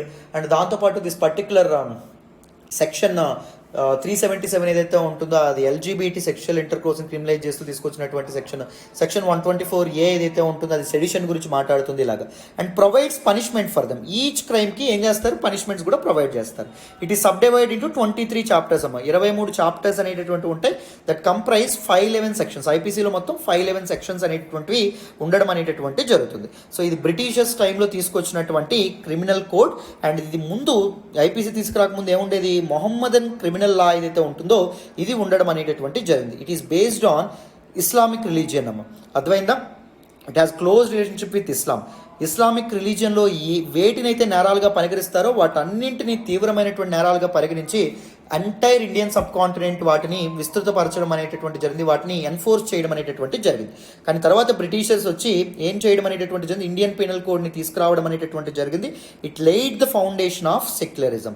సో ఒక మతానికి సంబంధించినటువంటి విషయాలు ఏవైతే ఉంటాయో వాటిని బేస్ చేసుకొని దిస్ క్రిమినల్ కోడ్ని ఏర్పాటు చేయకుండా అందరికీ కలిపి ఒక క్రిమినల్ కోడ్ని ఏర్పాటు చేయడం వల్ల so Indian penal code first spoke about secularism అని చెప్పి మనకి చెప్తారన్నమాట. అర్థమైందా? రైట్. అయితే first draft of Indian penal code, ఈ ఇండియన్ పీనల్ కోడ్ని ఎవరు డ్రాఫ్ట్ చేశారు అంటే ఈ నేరాలని ఎవరు డిఫైన్ చేశారు, ఎవరు వాటి పనిష్మెంట్ సూచించారు అంటే first law commission during British times it was chaired by Thomas Babington Macaulay. So Macaulay committee ఏదైతే ఉంటుందో అది మొదటిసారి ఇండియన్ పీనల్ కోడ్ని డ్రాఫ్ట్ చేయడం అనేటటువంటిది జరిగిందమ్మా. This draft was based on the simple codification of the law of England. ఇంగ్లాండ్లో ఉండేటటువంటి చట్టాలు ఏవైతే ఉంటాయో వాటిని సింప్లిఫై చేసి ఈ ఐపీసీ ఇండియన్ పీనల్ కోడ్ని ఏర్పాటు చేయడం అనేటటువంటి జరిగింది. It is the state of the art criminal code అని చెప్పి చెప్తారండి. And it is the longest surviving criminal code అని కూడా చెప్తారు. సో ఎప్పుడో ఇంట్రడ్యూస్ చేయబడింది, ఇప్పటికీ ఇది దీనిలో ఉండడం అనేటటువంటిది జరిగింది. రైట్. సో ఎన్ఫోర్స్మెంట్లో ఉండడం అనేటటువంటిది జరిగింది. రైట్. సో దీనిలో కొన్ని నెపోలియనిక్ కోడ్లు అంటే నెపోలియన్ తీసుకొచ్చినటువంటి ఫ్రాన్స్ యొక్క ఇదైనటువంటి డిక్టేటర్ రూలర్ అయినటువంటి నెపోలియన్ తన యొక్క క్రిమినల్ కోడ్ ఏదైతే తీసుకొచ్చారో దానిలో ఉన్నటువంటి కొన్ని విషయాలను దీనిలోకి తీసుకున్నారు. అండ్ దాంతోపాటు లూజియానియా సివిల్ కోడ్ ఆఫ్ 1825 నుంచి కూడా కొన్ని ఇంపార్టెంట్ ఫ్యాక్ట్స్ ఏవైతే ఉంటాయో వాటిని కూడా దీనిలోకి చేర్చుకోవడం అనేటటువంటిది జరిగిందమ్మ. సో దిస్ కోడ్ ఎప్పుడు ఎన్ఫోర్స్మెంట్లోకి వచ్చింది? January 1, 1860 1860లో ఎన్ఫోర్స్మెంట్ రావడం అనేటటువంటిది జరిగింది. ఆఫ్టర్ 1857 సిపాయి మిట్టుని గుర్తుపెట్టుకోండి, అర్థమైందా? After under going many revisions. So the original draft ఏదైతే ఉంటుందో థామస్ బాబింగ్టన్ మెకాలే కమిటీ ఇచ్చినటువంటి ఒరిజినల్ డ్రాఫ్ట్ ఏదైతే ఉంటుందో దానికి చాలా సవరణలు రివిజన్స్ అనేటటువంటివి బార్నెస్ పీకాక్ అనేటటువంటి ఒక న్యాయశాస్త్ర నిపుణుడు ఎవరైతే ఉన్నారో, లా ఎక్స్పర్ట్ ఎవరైతే ఉన్నారో ఆయన చాలా మార్పులు దీనిలో చేయడం అనేటటువంటిది జరిగింది. తర్వాత ఆయన కల్కట్టా హైకోర్టుకి ఫస్ట్ చీఫ్ జస్టిస్గా కూడా పనిచేశారనమాట బ్రిటిష్ ఎరాలో. అర్థమైందా? సో ఇండియన్ పీనల్ కోడ్ అంటే it is simply a principal criminal code or it is simply a document that defines crimes and provides punishments for almost all kinds of criminal acts. Clarity వచ్చిందని అనుకుంటున్నాను. ఓకేనా? ఎవరండి దీన్ని తీసుకొచ్చారు? The draft was prepared by Thomas Babington Macaulay. ఓకేనా? Very important. Next చూడండి. మరి ఇప్పుడు ఇండియన్ పీనల్ కోడ్లో ఎందుకు రివ్యూ చేయాలనుకుంటున్నారు? ఇండియన్ పీనల్ కోడ్ని ఎందుకు సవరణ చేయాలనుకుంటున్నారు? దానిలో మార్పులు ఎందుకు తీసుకురావాలని చెప్పి అనుకుంటున్నారు అంటే చూడండి, Indian penal code 1860 January 1 enforce అయినటువంటి ఇండియన్ పీనల్ కోడ్ ఏదైతే ఉంటుందో it requires a thorough revision to meet the needs of 21st century. 20వ శతాబ్దం ఏదైతే ఉందో కాలం చాలా మారిపోయింది. అప్పుడు పరిస్థితులు వేరు, ఇప్పుడు పరిస్థితులు వేరు. ఇప్పటి పరిస్థితులకు తగినట్టుగా ఈ క్రిమినల్ లాస్ ఏవైతే ఉంటాయో అవి కూడా మార్పు చెందాల్సినటువంటి అవసరం ఎంతైనా ఉంది. మెకాలే హిమ్సెల్ఫ్ ఆయన ఏం చెప్పారు అంటే దిస్ కోడ్ని రెగ్యులర్గా రివైజ్ చేయాలి. అర్థమైందా? Whenever there were gaps or ambiguities, అయితే కన్ఫ్యూజన్ అనేటటువంటిది వస్తుందో మారుతున్నటువంటి కాలానికి తగినట్టుగా మారుతున్నటువంటి క్రిమినల్ ఎక్స్పీరియన్సెస్కి అనుభవాలకు తగినట్టుగా ఏం చేయాలి? సో ఇండియన్ పీనల్ కోడ్లో మార్పులు తీసుకురావాలని చెప్పి మెకాలే ఎవరైతే ఉన్నారో ఆయన అప్పుడే చెప్పడం అనేటటువంటిది జరిగింది.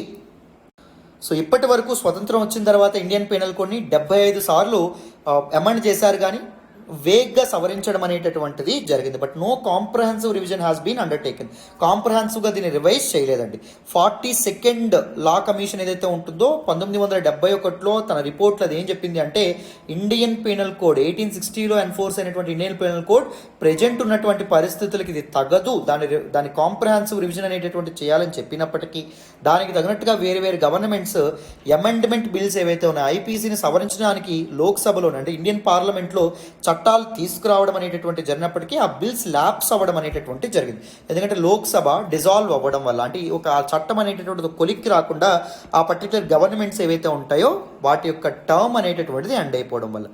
అర్థమైందా? So most of these amendments to IPC Indian penal కోడ్కి అమెండ్మెంట్స్ ఎలా జరిగేవి? రియాక్టివ్గా జరిగేవి అనమాట.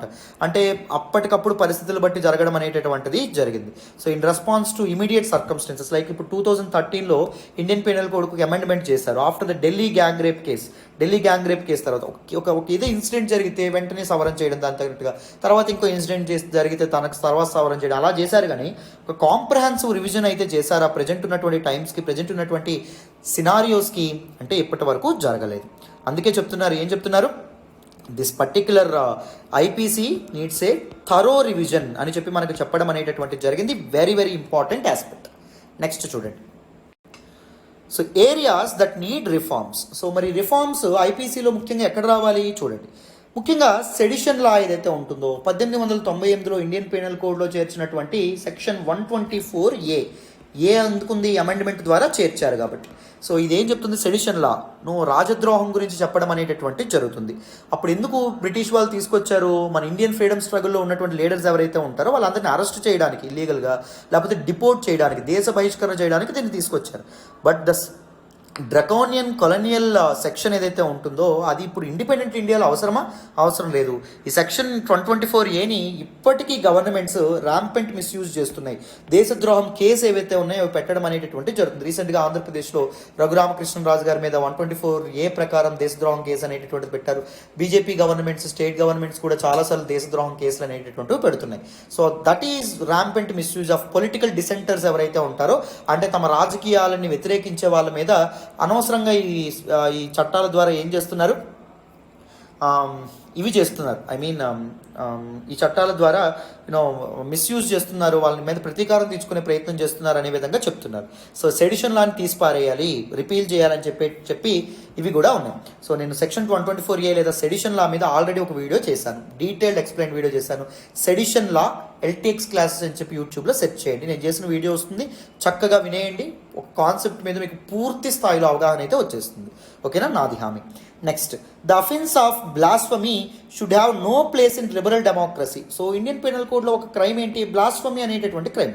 బ్లాస్ఫమీ అంటే ఏంటి అంటే సాక్రెడ్ రిలీజియస్ టెక్స్ ఏవైతే ఉంటాయో వాటిని క్రిటిసైజ్ చేస్తే ఏం జరుగుతుంది?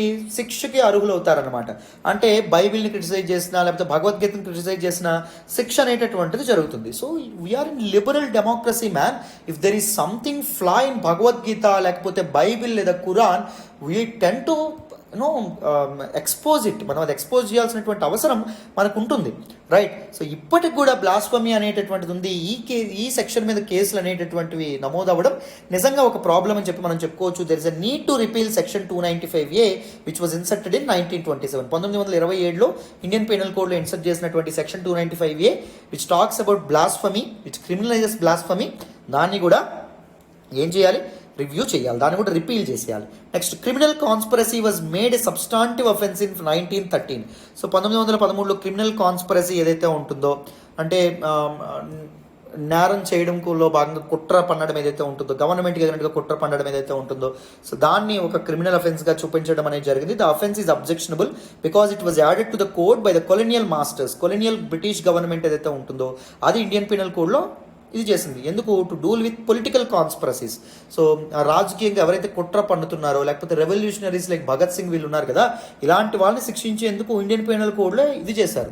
మరి ఇప్పటికీ స్వతంత్రం వచ్చిన వాళ్ళు దానికోసం ఇన్సర్ట్ చేసినటువంటి దిస్ పర్టిక్యులర్ సెక్షన్ ఎందుకు అని చెప్పి కూడా అంటున్నారు. And section 377 also needs a review.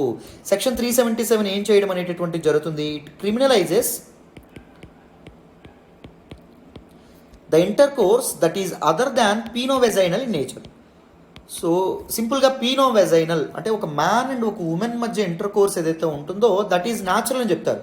Anything other than penovaginal in nature అంటే ఒక మ్యాన్ అండ్ మ్యాన్ కలిసి ఉండడం కానీ, ఉమెన్ అండ్ ఉమెన్ కలిసి ఉండడం కానీ, లేకపోతే ట్రాన్స్జెండర్స్, ఈ లెస్బియన్ ఇవేవైతే ఉంటాయో వాటిని క్రిమినలైజ్ చేస్తూ జస్ట్ విత్ మియర్ సస్పెన్షన్, ఒకవేళ ఇద్దరు మగవాళ్ళ చేతులు పట్టుకున్న జస్ట్ విత్ మియర్ సస్పెన్షన్ వాళ్ళని నేరస్తులుగా పరిగణించవచ్చు అని చెప్తుంది సెక్షన్ 377. సో ఇలాంటి ఒక లిబరల్ సొసైటీలో ఇలాంటి సెక్షన్స్ ఉంటే కరెక్టా? కొంతమంది రైట్స్ మాత్రం పోతాయి కదా, వైలేట్ అవుతున్నాయి కదా. This is clear human rights violation కదా. సుప్రీంకోర్టు కూడా సెక్షన్ 377 కొట్టేసింది, that criminalises this LGBT intercourse, right? So దాన్ని కూడా రివ్యూ అనేటటువంటి చేయాలి. సో ఇలాంటి ఫ్లాస్ చాలా ఉన్నాయి. మారుతున్నటువంటి కాలానికి తగినట్టుగా క్రిమినల్ కోడ్స్ కూడా మారాల్సిన అవసరం ఉంది. కాబట్టి IPCలో ఇండియన్ పీనల్ కోడ్లో కూడా సమూలమైనటువంటి మార్పులు రావాలనే విధంగా మనకి చెప్తున్నారు. అర్థమైందా? సో కంప్లీట్గా మీకు డీటెయిల్డ్గా in depth this particular article అనేది అవగాహన వచ్చిందని అనుకుంటున్నాను. So this is all about this particular topic. మరి నెక్స్ట్ ఆర్టికల్ మాట్లాడదాం, వినాలమ్మా. ఈరోజు హిందూ అనాలిసిస్లో మనం మాట్లాడుకునే నెక్స్ట్ ఆర్టికల్ చూడండి. Defence ministry issues indigenisation list. Very very important article regarding GS paper 3 అండి, డిఫెన్స్ టెక్నాలజీకి సంబంధించినటువంటి article. And GS paper 2 government policies and ఇంటర్వెన్షన్స్కి సంబంధించినటువంటి ఆర్టికల్. ఈ ఆర్టికల్ నేను ద హిందూలోని ఢిల్లీ ఎడిషన్లో పేజ్ నెంబర్ 12 నుంచి సెలెక్ట్ చేసుకోవడం అనేటటువంటి జరిగింది. చాలా ఇంపార్టెంట్ ఆర్టికల్, జాగ్రత్తగా వినండి. మీకు ఈజీగా ఈ ఆర్టికల్ని ఎక్స్ప్లెయిన్ చేద్దాం, డీటెయిల్డ్గా వీటిని అనలైజ్ చేద్దాం. మీరు మెయిన్స్ క్వశ్చన్ ఎక్స్పెక్ట్ చేయొచ్చు ఈ టాపిక్ నుంచి, మీకు క్లియర్గా అర్థమవుతుంది, వినండి అన్న. సో మొదట న్యూస్లోకి ఏమొచ్చింది? డిఫెన్స్ మినిస్టర్ రాజ్నాథ్ సింగ్ గారు థర్స్డే ఫార్మల్గా third positive indigenisation list of 101 pieces of equipment and ప్లాట్ఫామ్స్ని రిలీజ్ చేయడం అనేటటువంటి జరిగింది. సో మొదట 2020లో 101 డిఫెన్స్ ఎక్విప్మెంట్ని ఇండిజినైజ్ చేస్తున్నట్టు ప్రకటించారు. అంటే ఈ 101 ప్రొడక్ట్స్ ఏవైతే ఉంటాయో ఈ డిఫెన్స్ ఎక్విప్మెంట్ మ్యానుఫ్యాక్చర్ చేసే వాళ్ళు ఈ 101 పీసెస్ ఏవైతే ఉంటాయో వాటిని వేరే కంట్రీస్ నుంచి ఇంపోర్ట్ చేసుకోకూడదు. ఇవి ఇండియాలోనివే ఇండియన్ ఫార్మ్స్ ఏవైతే ఉంటాయో వాటి నుంచే ప్రొక్యూర్ చేసుకోవాలి. సెకండ్ లిస్ట్ మళ్ళీ 2021లో ఇవ్వడం అనేది జరిగింది. థర్డ్ లిస్ట్ ఇప్పుడు 2022లో ఇప్పుడు ఇవ్వడం అనేటటువంటిది జరిగిందమ్మా. అర్థమైందా? సో వీటిని ఇండిజినైజ్ చేస్తున్నట్టు ప్రకటించారు. అంటే ఓన్లీ ఇండియన్ ఫార్మ్స్ తయారు చేసినటువంటి ఈ ఎక్విప్మెంట్ ఏవైతే లిస్ట్ ఇచ్చారో ఆ ఎక్విప్మెంట్ని ఇండియన్ ఫార్మ్స్ తయారు చేసినట్టయితేనే వాటిని ప్రొక్యూర్ చేసుకోవాలి, లేకపోతే ప్రొక్యూర్ చేసుకోకూడదు అని చెప్పి. ఈ లిస్ట్లో ఏమున్నాయి? Naval utility helicopters, light tanks, small unmanned aerial vehicles అంటే యుఐవిస్ అంటే మనకి డ్రోన్స్ అంటారు, small drones and anti ship missiles ఏవైతే ఉన్నాయి ఇవి. సో ఈ డిఫెన్స్ మ్యానుఫ్యాక్చరర్స్ ఎవరైతే ఉన్నారో వాళ్ళు వీటిని అండ్ దాంతోపాటు డిఫెన్స్ ఏజెన్సీస్ కూడా ఏం చేయాలి? బయట దేశాల నుంచి అయితే వీటిని ప్రొక్యూర్ చేసుకోకూడదు, అవి తప్పకుండా ఇండియన్ మేడ్ అయ్యి ఉండాలి. ఈ విధంగా మనకి ఇక్కడ చెప్తున్నారు. సో మనకి రీసెంట్గా 2020 టైం నుంచి 2019-20 నుంచి so government of India is looking at defence indigenisation. So defence equipment ఏదైతే ఉంటుందో దానికోసం బయట దేశాల మీద ఆధారపడకుండా వాటి మ్యానుఫ్యాక్చరింగ్ ఇండియాలోనే ప్రమోట్ చేసే విధంగా గవర్నమెంట్ చాలా చర్యలు తీసుకోవడం అనేటటువంటిది జరుగుతుంది. సో ఎందుకు డిఫెన్స్ ఇండిజినైజేషన్ కోసం ప్రయత్నిస్తుంది? What are the main reasons? What is the need? So అవి మనం ఇప్పుడు తెలుసుకోవాలి. జాగ్రత్తగా వినండి. So what is the need for defence indigenisation? For self reliance అండి. సో ఆత్మనిర్భరత అనేటటువంటిది సాధించడం కోసం మనకి కావాల్సినటువంటి డిఫెన్స్ ఎక్విప్మెంట్ మనమే ప్రొడ్యూస్ చేసుకోవాలి, వేరే వాళ్ళ మీద డిపెండ్ అవ్వకుండా ఉండడం కోసం. And it also to reduce fiscal deficit అండి. మీ అందరికీ మీకు తెలుసని అనుకుంటున్నాను. So these particular defence equipment ఏవైతే ఉన్నాయో వాటి ప్రైసెస్ అనేటటువంటివి చాలా ఎక్కువగా ఉంటాయి. ఎందుకంటే వాటికి డిమాండ్ అనేటటువంటి డిఫెన్స్ టెక్నాలజీ గట్రా డిమాండ్ ఎక్కువగా ఉంటుంది కాబట్టి ప్రైసెస్ బాగా ఎక్కువగా ఉంటాయి. సో దేశాలు తమకు తాముగా ఈ డిఫెన్స్ ఎక్విప్మెంట్ తయారు చేసుకోలేనప్పుడు చాలా ఎక్కువ ఖర్చు పెట్టాల్సి ఉంటుంది. డిఫెన్స్ బడ్జెట్ ఎక్కువగా కేటాయించాల్సి ఉంటుంది. India is third largest Splendor in the world on defence equipment కోసం ఇండియా చాలా ఎక్కువగా ఖర్చు పెడుతుంది. ఇది 3వ అతిపెద్ద దేశం అనే విధంగా మనకి చెప్తున్నారు. రైట్, ఎక్కువగా మనం 65% of our defence equipment arsenal ammunition మనం బయట దేశాల నుంచి ఇంపోర్ట్ చేసుకుంటాం, మన ఇండియాలో తయారు చేయం. సో దానివల్ల చాలా మన ఇండియన్ మనీ ఏదైతే ఉంటుందో, ఇండియాస్ రెవెన్యూ ఏదైతే ఉంటుందో చాలా బయట దేశాలకు వెళ్ళడం అనేది జరుగుతుంది. ఫిస్కల్ డెఫిసిట్ని కూడా తగ్గించడానికి, డిఫెన్స్ ఎక్స్పెండిచర్ని తగ్గించడానికి కూడా డిఫెన్స్ ఇండిజినైజేషన్ ఉపయోగపడుతుంది అంటున్నారు.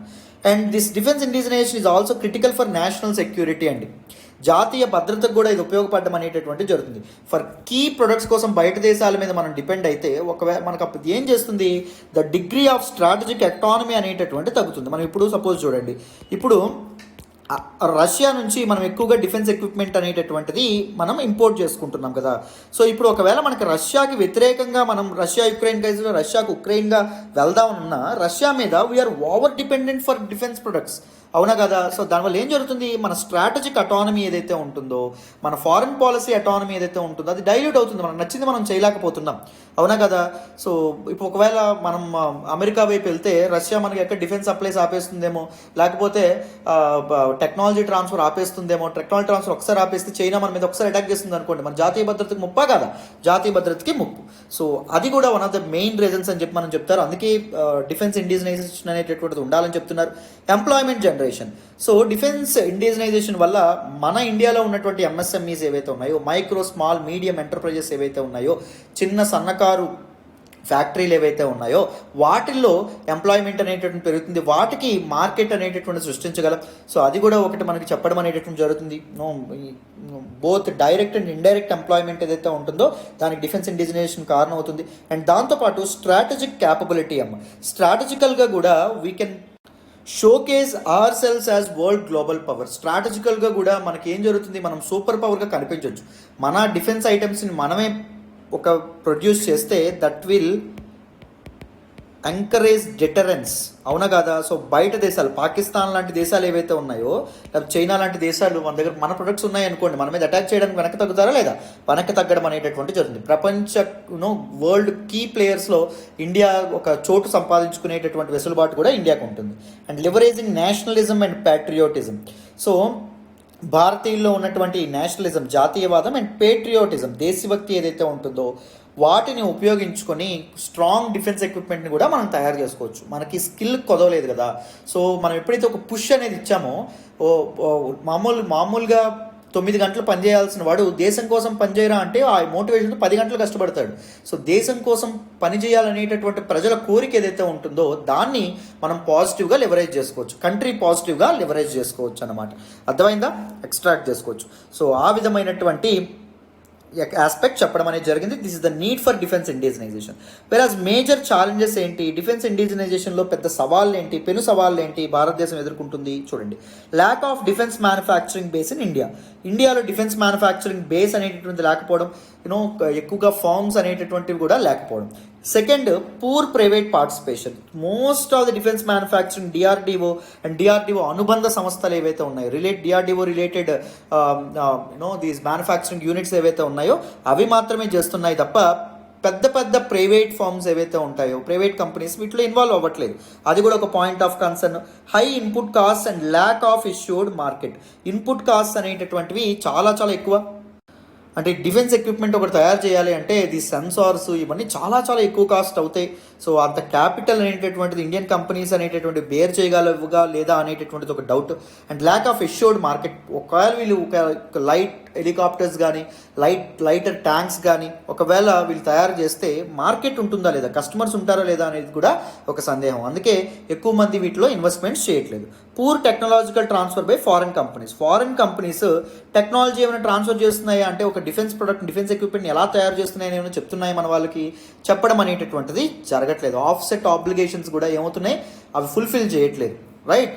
సో ఆఫ్సెట్ ఆబ్లిగేషన్ అంటే మీ అందరికీ తెలుసని అనుకుంటున్నాను. ఇప్పుడు మనం సపోజ్ ఇండియా ఫ్రాన్స్తో ఒక ఒప్పందం అనేటటువంటి చేసుకుంది అనుకోండి. 2020 ముందు ఎలా ఉండేది అంటే ఫ్రాన్స్ ఒక ఆఫ్సెట్ క్లాజ్ అనేటటువంటిది ఫుల్ఫిల్ చేయాలి. ఏంటి, సో కొన్నాళ్ళు పోయిన తర్వాత ఫ్రాన్స్ ఏదైతే మనకి ఎక్స్పోర్ట్ చేస్తున్నారో డిఫెన్స్ ఎక్విప్మెంట్ దాని యొక్క టెక్నాలజీని మన వాళ్ళకి నేర్పించాలి.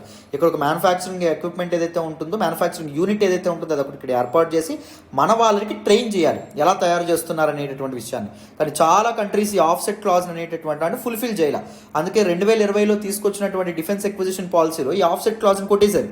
సో దీనివల్ల గవర్నమెంట్కి చాలా నెగిటివిటీ కూడా వచ్చిందన్నమాట. అంటే ఇప్పుడు సపోజ్ ఎక్కువ మంది దొంగతనాలు చేస్తున్నారు అనుకోండి, దొంగతనాన్ని నువ్వు లీగల్ చేసేస్తే కుదురుతుందా? కుదరదు. ఎక్కువ మంది రేప్స్ చేస్తున్నారు అనుకోండి, రేప్స్ మేము తనసు వేయలేకపోతున్నామని చెప్పి రేప్ని లీగలైజ్ చేసేయచ్చా? లీగలైజ్ చేయకూడదు. అలాగే డిఫరెంట్ కంట్రీస్ ఈ ఆఫ్సెట్ క్లాజ్ని ఫుల్ఫిల్ చేయట్లేదని చెప్పి ఈ ఆఫ్సెట్ క్లాజ్ని తీసేస్తే ఎలాగా? రైట్. సో ఇప్పుడు ప్రతిసారి మనం బయట దేశాల మీద ఇదవుతామా, బయట దేశాల మీద డిపెండ్ అవుతామా? సో టెక్నాలజీ అనేది మనకు ఉంటే 2030కో 2050కో మనం ఏదో ఒక మన ప్రొడక్ట్స్ ఏవైతే ఉన్నాయో మన డిఫెన్స్ ఎక్విప్మెంట్ని మనం తయారు చేసుకుంటాం వాళ్ళ టెక్నాలజీ నుంచి. అవునా కదా? మరి కోట్లాది రూపాయలు చెల్లిస్తాం కదా డిఫెన్స్ ఎక్విప్మెంట్ గురించి. మరి వాళ్ళ ఆఫ్సెట్ క్లాజ్ ఫుల్ఫిల్ చేయాలా లేదా? చేయగలిగేటట్టు చూడాలా లేదా? వీళ్ళు చూడలేదు. దాంతో పాటు ఈ ఆఫ్సెట్ క్లాజ్ని కూడా తీసేశారు. సో అది కూడా one of the important point. Lack of relevant data on indigenisation. And the degree of indigenisation అనేటటువంటిది ఎంత ఉంది? సో ఎంత ఎక్విప్మెంట్ ఇండియాలో తయారవుతున్నాయి, ఎంత ఎక్విప్మెంట్ మనం ఫారెన్ నుంచి తయారు చేస్తున్నాం, ఇండియాలో తయారైనటువంటి ఎక్విప్మెంట్లో కూడా దీస్ ఇన్పుట్ మెటీరియల్ ఏవైతే వాడుతున్నామో సెన్సార్స్ అవన్నీ ఎంత శాతం బయట దేశాల నుంచి ఇంపోర్ట్ చేసుకుంటున్నాం, మన దేశంలో ఎంతవరకు తయారవుతున్నాయి, ఇలాంటి ఆస్పెక్ట్స్ ఏవైతే ఉన్నాయి. దిస్ ప్రాసెసింగ్ చిప్స్ కానీ ఇవన్నీ ఉంటాయి కదా, వాటన్నింటినీ ఇండియా తయారు చేస్తుందా బయట దేశాల నుంచి ఏమైనా ఇంపోర్ట్ చేసుకుంటున్నామా, అది ఎంతవరకు ఉంది, దీని గురించి రెలవెంట్ డేటా అనేది ఉందా, మనం డిపెండ్ అవ్వగలిగేటటువంటి డేటా అంటే లేదు నాకు. అర్థమైందా? సో ఇది కూడా ఒక ఛాలెంజ్గా ఉండడం అనేటటువంటి జరిగింది. So these are some important points about this particular article. Defence indigenisation గురించి, డిఫెన్స్ ఇండిజినైజేషన్లో మేజర్ ఛాలెంజెస్ అండ్ దాంతోపాటు సిగ్నిఫికెన్స్ ఆఫ్ డిఫెన్స్ ఇండిజినైజేషన్ గురించి కూడా మీకు అర్థమైందని అనుకుంటున్నాను. This is all about this particular article and this is all about today's the Hindu analysis. మళ్ళీ రేపటి హిందూ అనాలిసిస్లో కలుద్దాం. సో జాగ్రత్తగా ప్రతిరోజు హిందూ అనాలిసిస్ ఫాలో అవుతూ ఉండండి. మీకు చాలా చాలా వాల్యూ ఎడిషన్ అయితే ఉంటుంది, అందులో సందేహం అయితే లేదు. అండ్ నన్ను నమ్మి మన కోర్సెస్లో జాయిన్ అవ్వండి. మీ నమ్మకం అయితే ఒమ్ము కాదు. మీరు చాలా చాలా నేర్చుకుంటారు, చాలా విషయాలు తెలుసుకుంటారు. స్టూడెంట్ సెంట్రిక్ అప్రోచ్ ఉంటుంది. సో ప్రతి ఫ్యాకల్టీ కూడా డీటెయిల్డ్గా ఇన్డెప్త్ కాంప్రహెన్సివ్గా సిలబస్ని కవర్ చేస్తారు అండ్ బేసిక్స్ నుంచి ప్రతి టాపిక్ని చెప్తారు. అది మీకు చాలా ఉపయోగపడుతుంది. చక్కగా జాయిన్ అయ్యే ప్రయత్నం చేయండి. ఓకేనా? Thank you so much for all the support and all the love so far. Thank you so much. మళ్ళీ రేపటి హిందూ అనాలిసిస్లో కలుద్దాం. బాయ్ నాన్న.